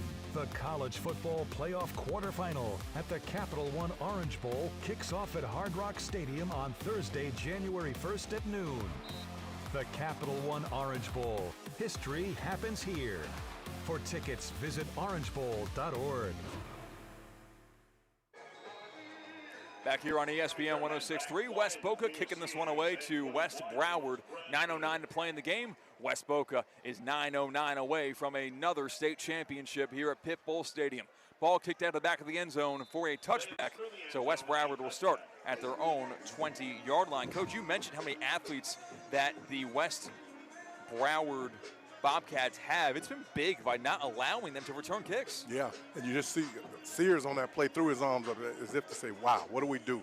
Everything's working in their favor. We can't do anything right. Even when we have opportunities, they're making a tackle, they take the ball away from us. And that's the way you play as a championship team. We saw yesterday Chaminade Madonna looked as if they had never seen a game like this before against Newman. Newman put the brakes on it early on, but West Broward, looking the same way today. They look like they haven't been here, and you're right, they haven't been here. So they're a little confused, been out-coached, been outplayed on the field for 4 quarters. 1st and 10 for West Broward. Play action pass. Mincy looking deep. Throws it right side flats as a safety valve, and a catch and made, and a good conversion made as Daquan Adderley found some space up that right sideline to turn what was a 2-yard completion into a 10-yard gain, make it a 12-yard gain. Down at the 32, 1st and 10 West Broward. If you are tuning in right now on YouTube, thank you. We appreciate your comments. We appreciate your support of these schools. And I'm just going to ask you a couple of times today, hit subscribe to this YouTube channel. We're going to have awesome video highlights, recaps, coverage of this game on this YouTube channel. Hit subscribe, hit that bell so you don't miss it. And you're going to see that highlight right there. Another sack for West Boca. This time combining for the sack was Demetrius Geathers and Grant Edmond. They both get home. Geathers was there first. Edmond came in to clean up the mess. The front 7 of West Boca is a downright whirlwind of a force. It is, and you're only getting pressure with 4 guys. So again, down the field, you can put 7 guys in coverage. You can blitz them if you want to. You really don't have to because everybody up front is very active. They're getting to the quarterback, getting hands on the quarterback. If they don't, they make Mincy throw the ball out quickly. He hasn't had time to throw the ball down the field. After this 2nd down and long, I'll make a comparison for our viewers at home. As Mincy drops right to pass, throws it right side. It's going to be caught short of the 1st down, past the 35-yard line to the 37. Just think of last year's Super Bowl.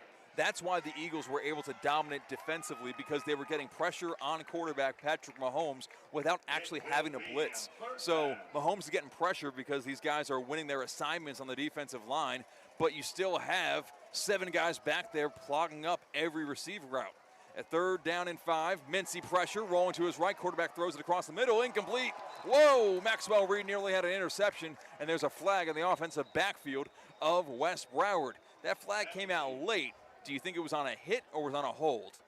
Holder. It will be a hold against West Broward, so it'll either be 3rd down and 5, or 3rd down and 15, or 4th down and 5 for West Broward, depending on whether or not head coach Dylan Potts of the Bulls wants to accept the penalty.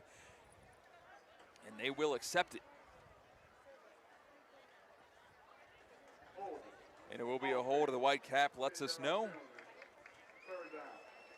Interesting call there for head coach Dylan Potts to, you know what, West Broward is going to go for it no matter what, because they have to, down by 31 with 7:45. So I guess you do play the field position game and back them up. 3rd down and 15. Ball at the 27-yard line. West Broward with the football. It's only a matter of time before we crown West Boca state champions. Mincy, pocket collapses, throws it incomplete. Trying to link up with Ratavian McCreed, who has the biggest play of the game offensively for West Broward. And he threw it way over his head, a miscommunication between quarterback and receiver. And coach, you're pointing to the opposite side of the line, side of the field. Was someone else open? Well, no, not really that. What I'm looking at is see everybody down the field. There's nobody in his vision where he can get rid of the football right now. So they're putting the pressure on him. He's getting a lot of pressure from the defense. Great job, of course, by West Boca, getting in the backfield, but they're not helping their quarterback by allowing him to stand back there with all that pressure and nobody to throw a quick release, if you will. So 4th down and 15. I have an awesome topic of conversation to bring up to you after this punt is going to be punted away for West Broward. A matter of pride here for the Bobcats, not trying to get the score out of hand. That ball is kicked away, a high spiraling punt that will go out of bounds right around midfield. It's a matter of where they mark it out.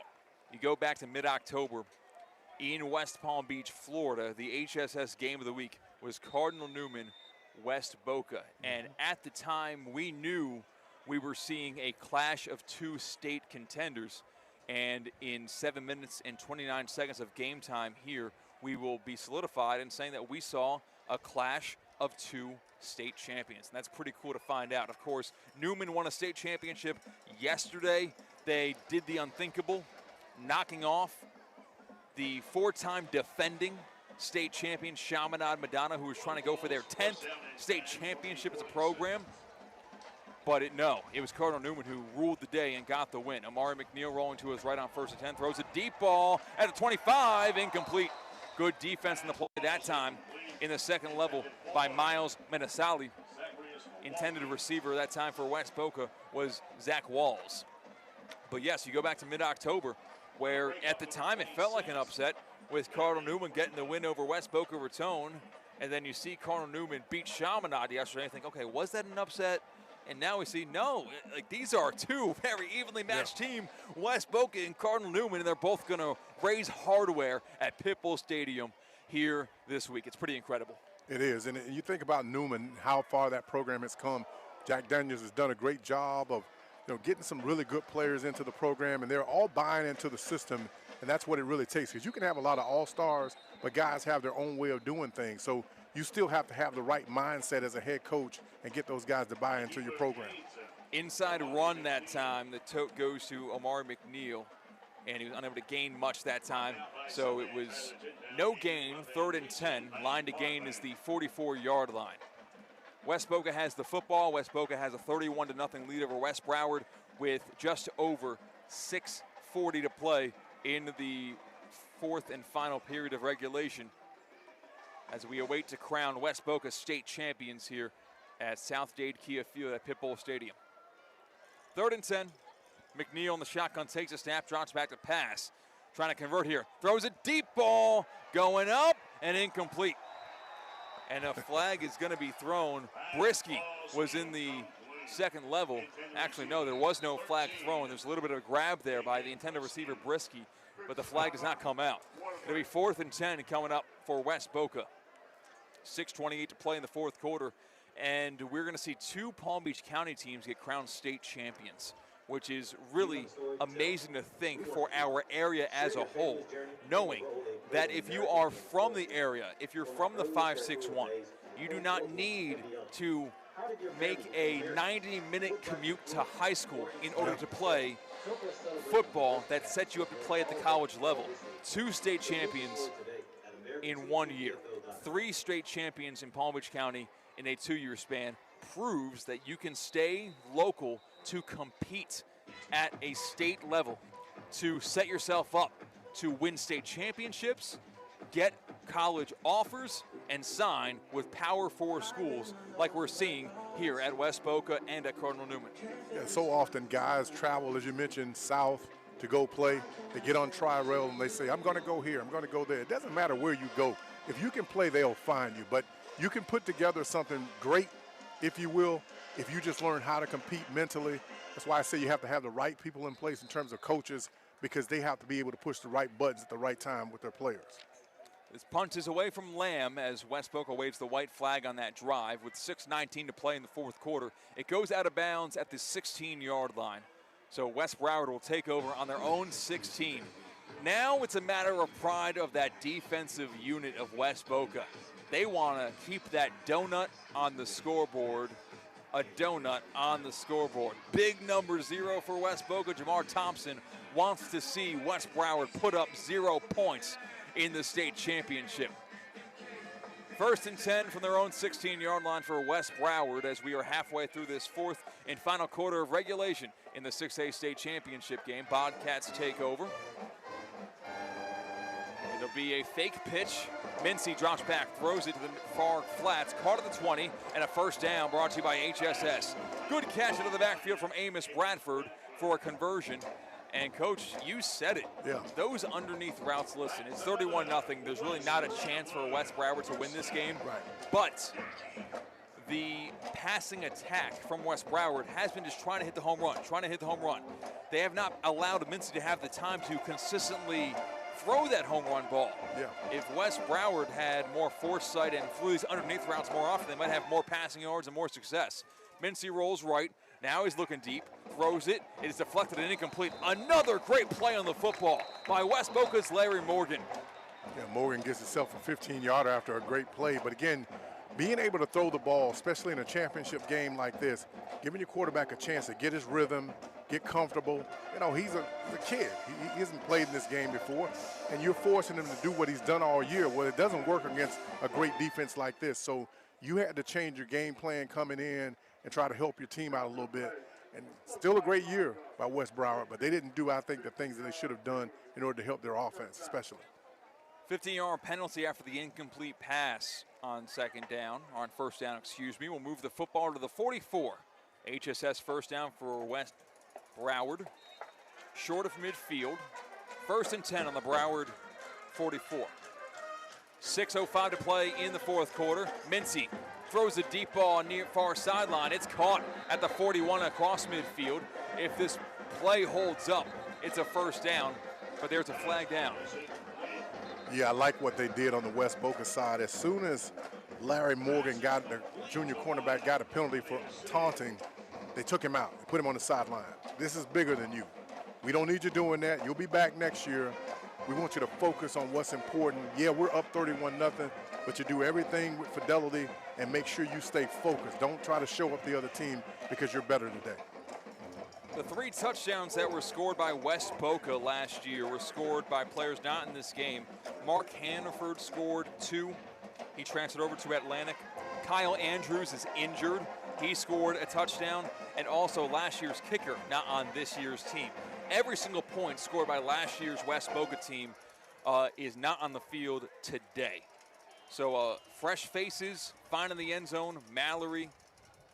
And now stepping up, throwing it is going to be Mincy, complete across midfield of the 46-yard line. Second level across the 20 and out of bounds just short of the 30-yard line, excuse me. A big catch and conversion for the HSS first down after that West Broward penalty erased a big play. 5:36 to play in the third quarter. West Broward has the football down 31-0, and they have the football in plus territory at the 31. Partner, I'm going to ask you a question. You're always asking me one. So can we get a triple tomorrow? Hope I have an answer. Okay. Yeah, you got to answer. Listen, the last time we were here, 2010, you had Glades Day. They lost in the championship. Well, they won.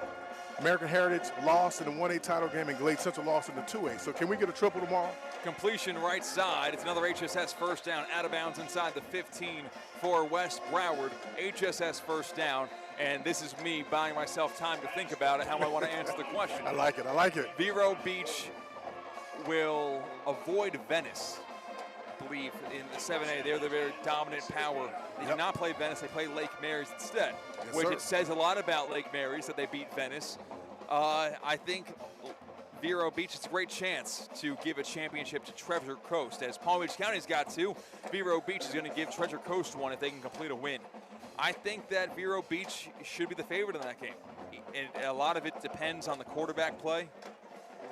Champ Smith, I forget his last name. He's been injured for a lot of this playoff run. Ephraim White has been QB1. Right. And he has done a very good job, a very mobile quarterback, but he relies on those legs. He's not the best passer of the football on that roster. There's a reason why he is the next option. And Vero Beach can make things interesting. They went way down to the wire last week in their overtime victory as well. So I'm going to give a 50-50 chance. I think we got a coin flip option. I think West Boca came into this game as decided favorites. They proved it with a 31 or win, whatever the score ends up being. But we'll have another coin flip tomorrow. Okay. I think Chaminade was a favorite last week. Cardinal Newman pulled off the upset. West Boca was the favorite today. Right. They did what West Boca does these past several years, and it's another coin flip tomorrow. That's what I would say. You like how I put you on the spot? I don't. I don't like how you put me on the spot. But you did great. You did great. A 1st and 10 from the 16-yard line. West Broward has the football. It's a handoff up the middle, left side, and brought down for a couple of yard gains inside the 15 to around the 13. It'll be second down and medium. We got double duty tomorrow, too. That's true. Because we've got high school and college football on the airwaves of ESPN 106.3 on the ESPN South Florida app. We will be at the Kaiser football national semifinal game. They take on the College of Idaho with a 1 o'clock kickoff. Mincy throws it on a hitch route, caught at the 10-yard line. Broken tackle, staying on his feet inside the 5, and eventually brought down at the 5-yard line where they'll stop his forward progress. 1st and goal from the 5 goes West Broward. Well, Kaiser we can be very partial to because Kaiser's taking on a team from who knows where, Idaho.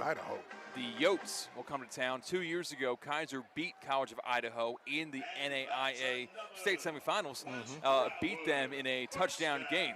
But this Kaiser Seahawks football team, I talked about them earlier on in the broadcast. If maybe you're not getting those Florida State offers and those Miami offers, Kaiser's a great spot to grow your football and academic career. You can compete at a national level and also earn yourself offers later on in your career with the transfer portal. And if you're in town, make sure you watch that Kaiser football game. It's going to be awesome. Play action pass, rolling to his right is Brandon Mincy on 1st and goal. Throws it, end zone, tipped up and incomplete. The shutout at stake right now. The win is going to be given to West Boca. 31-0 the score. West Boca on top with 4:11 to play here in the fourth and final quarter of regulation. West Broward with the football. 2nd and goal inside the 5, or at the 5. Well, I was trying you because a friend of mine, Scott Caruso, said yesterday, everything you do, you got to do it 10 toes down. So you remember I told you last week, it's everybody or nobody. All 3 teams are going to win and nobody was going to win. All 3 teams won. So I'm going to go back on the record again. I'm going to say tomorrow, Vero Beach, the Indians are going to bring it home. First time since 1981. I formation, a carry up the middle. 2-yard gain. Whistles blow. Forward progress gets stopped. West Boca comes out of the pile with the football, but they're going to blow that play dead on a 2-yard gain. 3rd down and goal from the 3. Yes, the Vero Beach Fighting Indians. First time since 1981. Raiders of the Lost Ark was number 1 in the box office. I'll tell you what, you think the about Cabbage Patch doll was in stores for the first time. You got a little history there, my man. Yeah, I like it. I'm going to tell you what, that stadium, talk about small school football, small town football, they have about a 25-year waiting list in terms of trying to get season tickets there. So it takes a lot to get into that stadium. 3rd and goal, Mincy pumps, pressure in his face, rolls to his right, drops the football, it's loose, and it's picked up by West Boca. Turnover, a sack, a fumble, a recovery by Demetrius Gathers Jr. And there's your exclamation point. West Boca's done it with their defense all day long. It's only right for Demetrius Gathers and that West Boca unit to slam the door shut, put the final nail in the coffin, and it's only a matter of time, literally, before we claim the West Boca Bulls back-to-back state champs. I tell you, I was getting a little concerned down there because there's a lot of pushing, going back and forth, and a lot of these guys play other sports. So if you get suspended in this game, it trickles over into the next sport. So you have to think, I play basketball, I run track. You don't want to put that on your school. Guys did a great job of keeping their composure there, but like you said, Gathers. Goes in, almost got a scoop and score. They got ran down there at the end and got a 15-yarder because he took his helmet off, threw the ball down actually, so unsportsmanlike conduct. Man, Demetrius Gathers, was throwing the football down is why they called the penalty on it. But you know what? Hey, I'm rarely the guy that takes this stance on it. 3:16 to go in the 4th quarter. If you're not hurting anybody, do whatever the heck you want with a 31-0 lead. Spin move across the 25-yard line. The carry goes to Jaden Lockhart. West Boca with the football. The ball will be snapped with under 3 minutes to go in the 4th quarter. West Boca 31, West Broward 0. Man, what a play. I got to go back to that play by Demetrius Gathers. Sack, fumble recovery, and if he had one blocker, he had a touchdown recovery as well. 2nd down and 4 coming up. At the 26-yard line, the ball is line to gain the 30. Trey Moran in the shotgun, Lockhart to his right. They give it to Jaden Lockhart, who runs it up the middle, gets the 30-yard line, down to the 31, HSS first down. 2:30 to play in the game. You're doing your mental math. How many times does West Boca have to run a normal offensive play before they can get in the best formation in football, victory formation? But it is really a spectacular job done by head coach Dylan Potts and the athletic department here at West Boca. Getting guys in that football uniform, getting them in their school, and turning them into a state champion.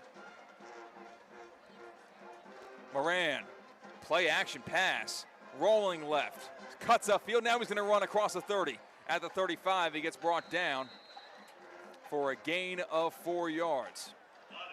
2nd down and 6 coming up. Under 150 to play in the 4th quarter. The ball will be snapped with under a minute 30.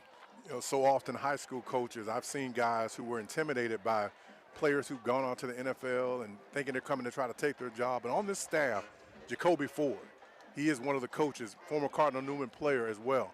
I coached against him in high school. I think we punted the ball out of bounds 7 times. One of the fastest in the state of Florida. Ran the opening kickoff back for Clemson. And so I wasn't ever going to punt it to him. I didn't have anybody to catch the kid, but he's on this staff doing a great job with these wide receivers. Moran gets hit after the play, throws it incomplete, stopping the clock. 3rd and 6 coming up with 1:18 to play in the 4th quarter. 31-0 West Boca on top of West Broward. It's only a matter of time as West Boca will be crowned 6A state champions when this game does go final. And they will try to get one more first down, and if they do get this first down on 3rd down and 6 or even 4th down and whatever it is, if they end up going for it, victory formation for the West Boca Bulls. Moran in that quarterback in the shotgun. He's got a tailback Lockhart to his left. Taking the snap, Lockhart the carry. Lockhart gets stuffed and brought down at the 35-yard line. Clock will roll, and it will be snapped with under 40 seconds to play in the 4th quarter. The punt team now coming out of the field for West Boca, delaying the inevitable. Hey, by the way, if you're staying with us right now, we really do appreciate you. I think we've many people tuning in on YouTube right now. ESPN West Palm. ESPN West Palm, that's our YouTube channel that you should subscribe to, because we are going to have highlights on the ground that'll have everything that went on in this West Boca State Championship game. Make sure you subscribe to this YouTube channel, ESPN West Palm. That video will be posted as soon as this game goes final. You won't want to miss it. Ball's punted away, and it will bounce to the 35, take a good West Boca roll, and check up all the way inside the 20 as West Broward will live where they have been all game long, starting with the football inside their own 30, inside their own 20. As clock reads 22 seconds, depending on how West Broward runs their offense, this might be the final play of the game. 31-0, West Boca on top. Please hit subscribe to ESPN West Palm on YouTube. And if you want to see highlights immediately, like right now, they're already posted. I saw them. I'm getting notifications. On X, ESPN Top 63, they just posted that awesome Demetrius Geathers sack, forced fumble, recovery, that iced this game. It's on Twitter right now. ESPN Top 63, Damian Perez back at the booth at ESPN West Palm Studios in West Palm Beach. He's doing an awesome job posting the highlights, the big plays that are happening, the video highlights. That's what I'm talking about. They're on Twitter right now. You can go see that. With 22 seconds in this game, West Boca on defense, West Broward on offense. 1st and 10 on their own 18. A complete performance. Yeah, no doubt about it. Again, like I was saying earlier, that you bring guys around from that played at the next level, and that makes your job much easier if you're Dylan Potts or Jack Daniels or any one of these coaches in the county. Bring those guys around because they're going to help you. Quarterback Ron Mincy on the right edge goes down to the 22. I don't see a timeout called. 10 seconds to go. And you can take a listen.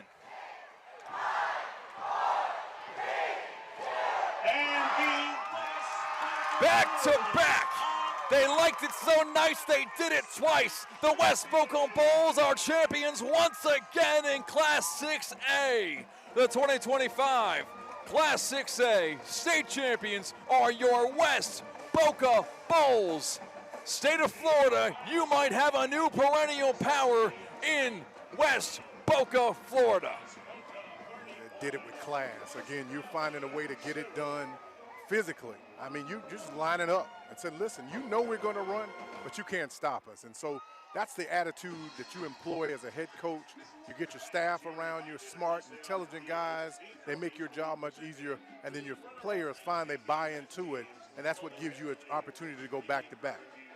What a complete performance. The offense did what they had to do. They stuck to their identity. They ran the football. West Boca didn't have the most success on their first or second drive of the game, but they stuck with it. And jumping for joy, Max Reed doing front flips. We've got West Boca Bulls celebrating like they haven't been here before. Many of them haven't. Some of them are returning and being crowned back-to-back state champions in Class 6A. You can't help but feel awesome for this group of kids that are a part of the rebuild of West Boca Bulls football. You go up back as recent as 4 or 5 years ago, and you would not believe us if we told you that West Boca turned into back-to-back state champions. And here we are. And when I say perennial power, I mean it. Because we talked about it post-game yesterday. State championship wins speak for themselves. And it makes guys want to go play for your school.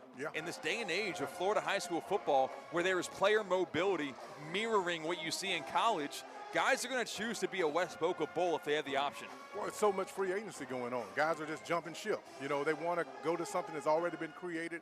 That's fine. But there are times where you have to build. West Boca has done that. I remember coaching against them in their first year. I picked them for homecoming because I knew we were going to beat them. So that has changed. That mindset has changed. It's given them an opportunity to bring in young people that want to compete. And again, it's not a sexy offense. No, it is not. But they do what they do. And on the other end, you said, listen, if you come and do it the right way, we're going to win a championship. Everybody wants to throw the ball down the field.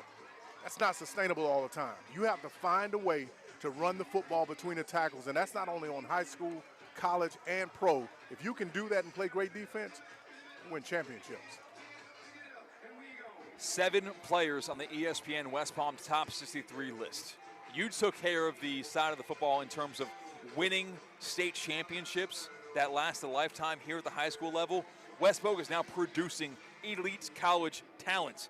How about Javian Mallory, the best player that we determined coming into his senior season across Palm Beach County and the Treasure Coast, going to play at Miami next year.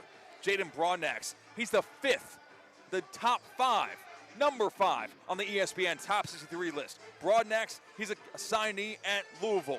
Xavier Reed, he could not play due to a season-ending injury. Xavier Reed going to play at Liberty, number 12 on the ESPN top 63 list. Grant Edmond, one of the big uglies that has dominated that defensive line. Grant Edmond, number 32 on the ESPN top 63 list. Going to play at Wagner. Demetrius Geathers had the best defensive play of the game in that fourth quarter. He's number 34 on the ESPN top 63 list. Going to play at USF. Kyle Andrews not playing today. Didn't matter for the hopes of West Boca winning a state championship. He's the number 1 receiver. Going to play at West Georgia. Kirby Vital Jr., FAMU signee, number 50 on the ESPN top 63 list. How about the program built by head coach Dylan Potts and the staff that you have highlighted throughout this game that he's brought with him? We're going to take a break. We're going to be right back. We're going to break things down, do the look ahead, brought to you by the Bush's Boca Raton Bowl of Beans, and we are going to give the Duffy's MVPs of the game here on ESPN 106.3. Believe it or not, the West Boca Bulls have gone back-to-back as Class 6A state champions. Calling all sports fans, grab your MVP card and head to Duffy's where you can catch all of the action. Not an MVP? Sign up for free and start earning rewards today. Duffy's is voted the best sports grill year after year with their award-winning burgers and wings. Don't forget about Duffy's famous 2-for-1 drinks all day, every day. And with over 80 TVs in every location, you'll never miss a minute of the game. Visit Duffy'sMVP.com to learn more. Duffy's, our game is always on. At St. Lucie Battery and Tire, batteries came before tires. We've been selling and servicing all types of batteries for over 50 years. So when you need a battery for nearly anything, we have it, as well as the fast professional installation you need. We carry premium batteries for all your needs: automotive, commercial, marine, RV, and specialty. We also offer delivery and on-site installation, serving our customers quality products for over 50 years in the home of honest, reliable service. Go to slbt.com and book your next appointment. My name is Whitney Allen. I am a widow. My husband Ryan died. We never thought in a million years we'd have to use life insurance. The unexpected happened. With Ethos, it is so fast and easy. It's 100% online. You can get a quote in seconds, apply in minutes, and get same-day coverage. No medical exams, and you can get up to $3 million worth of coverage through Ethos. Get your free quote at ethos.com/game. That's ethos.com/game. Time spent on application may vary. Online health questions required. It's RSV season. Is your baby protected? RSV is the #1 cause of hospitalization in all infants. Protect your baby from severe RSV with an immunization. I think he's having trouble breathing. A vaccine during pregnancy or preventive antibody is now available. Help prevent RSV before it happens.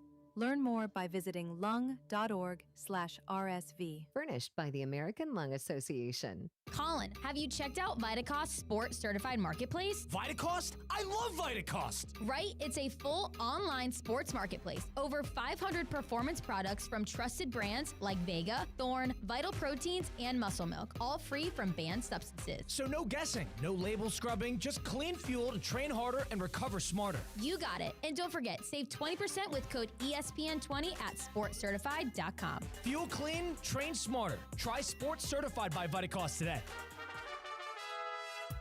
Calling all sports fans, grab your MVP card and head to Duffy's where you can catch all of the action. Not an MVP? Sign up for free and start earning rewards today. Duffy's is voted the best sports grill year after year with their award-winning burgers and wings. Don't forget about Duffy's famous 2-for-1 drinks all day, every day. And with over 80 TVs in every location, you'll never miss a minute of the game.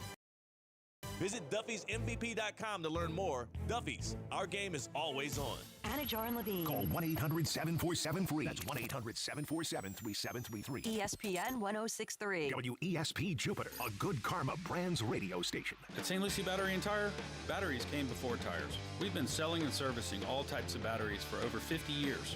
So when you need a battery for nearly anything, we have it, as well as the fast professional installation you need. We carry premium batteries for all your needs: automotive, commercial, marine, RV, and specialty. We also offer delivery and on-site installation, serving our customers quality products for over 50 years in the home of honest, reliable service.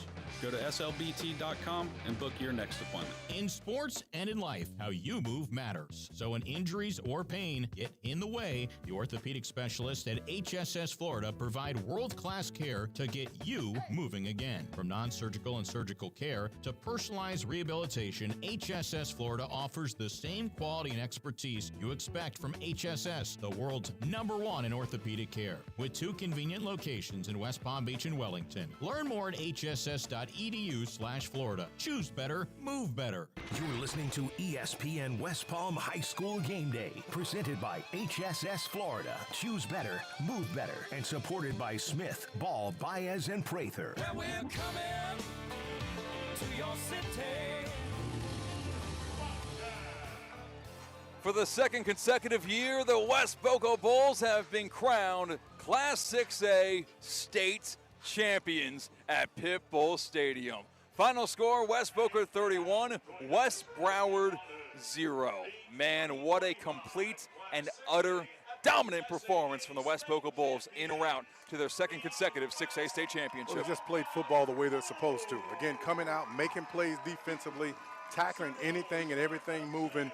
Everybody played their role, and that's the part about it. When you start to get championship teams that go back-to-back, guys have to do their job. Don't try to do anything special. Don't try to be so spectacular that you go outside the framework of what we're trying to get accomplished. They just made plays on every level. On the offensive side of the football, let's dish out the offensive Duffy's MVP of the game. It's really a split between 2 guys, if you ask me. Maybe even 2 guys and 1 unit. That offensive line dominated the trenches, so it's hard to single out one offensive lineman to give that award to. So we could go the West Boca offensive line unit as the Duffy's MVP of the game. You can go Trey Moran, who really captained this team to success. He improved so much from last year to this year in his junior campaign, and he used his legs when needed to. Despite only having 4 passing yards to finish off the game, he had a lot of yards on the ground, but Javian Mallory opened up the scoring in this game with a 50-yard touchdown run, and Javian Mallory, for the first time ever in his high school career, is crowned a state champion for the work that he did on the field. Of course, his regular season efforts last year helped set up West Boca for a good seed in the playoffs and helped set a tone there, but he didn't play in any playoff games last year. It's got to feel good for our offensive Duffy's MVP of the game, Javian Mallory, as he ripped off that 50-yard touchdown run to open up the scoring in this game. Just the patience that he shows at the running back position, because without him, they wouldn't even be here this week. Yes. Think about it. Go back over to Suffolk Armwood last week. Knee is almost on the ground. He fights through a tackler, number 5 at the 2-yard line, and gets the ball just over the pylon. That's how you play football, just being aware, smart. That's why colleges and universities are coming all over this country to recruit these players. Javian Mallory, your Duffy's MVP of the West Boca offense. Let's take a look at the defensive side of the football. He had the exclamation point, sack, fumble recovery. I think we're looking at Demetrius Gathers Jr., just one component of a dominant defensive line, but he stood out today. He did, and let me tell you something, Demetrius. I got your coach on speed dial right here. Terry Brayton played 3 years for me, 3 Super Bowls with the Kansas City Chiefs as an assistant coach. He's now the defensive line coach over there. I just told him, I said, listen, this kid can play. If he takes any plays off on you, I want you to run him until the cows come home. Terry said, I'll do just that, coach. Demetrius Gathers was awesome for that West Boca defense. You can see every single highlight that we're talking about right now. That Javian Mallory 50-yard touchdown run, the Demetrius Gathers sack, fumble recovery, and everything in between. We haven't even talked about the fumble return for a touchdown that Trey Mitchell picked up after Damari Jerry and Larry Morgan just sandwiched a receiver of West Broward. Popping the football up with Trey Mitchell. He took it to the house with a lead block of Jaden Broadnax. You can see every single highlight we're talking about with the broadcast angle. Just think about if you were broadcasting the game, watching it on NBC. That's on Twitter right now. ESPN Top 63. Every single highlight has been posted. You can watch that for your own eyes. And we've got boots on the ground. Cade Chumsland, boots on the ground reporter, great camera work. He was on field level, recording the entire game, getting those highlights. That'll be posted right here on YouTube. ESPN West Palm on YouTube. That's where you can watch that game recap, and he's getting post-game interviews right now with our state champion for the second year in a row, West Boca Bulls. And, Coach, this is now 2 days where a Palm Beach County team has won a state championship. This is now 2 years where we have had 3 Palm Beach County state champions crowned. West Boca last year, Cardinal Newman, and West Boca this year. And Maxwell Reed is doing somersaults of joy at the 10-yard line to celebrate that fact. Is there a changing of the tide in terms of the talent dispersion in South Florida, not having to congregate in Miami, in Broward? It's starting to spread up north. Well, just not only the talent, the coaching as well. These guys are coaching these players up. You can watch how a complete game that was played today by West Boca, the way they played. Nothing got down the field, one long pass, and that's something that West Broward did all year long. They were throwing the ball all over the field. So when you do that, when you coach them up, yesterday afternoon, we saw the same thing with Cardinal Newman. They actually put a stranglehold on Chaminade Madonna, something that nobody expected, not even myself, I'll be honest with you. But they did that, and they found a way to get it done. They've done a great job of coaching. So when you take the athletes and you combine that with knowledge and wisdom and coaching, that's what you get a result of, championships.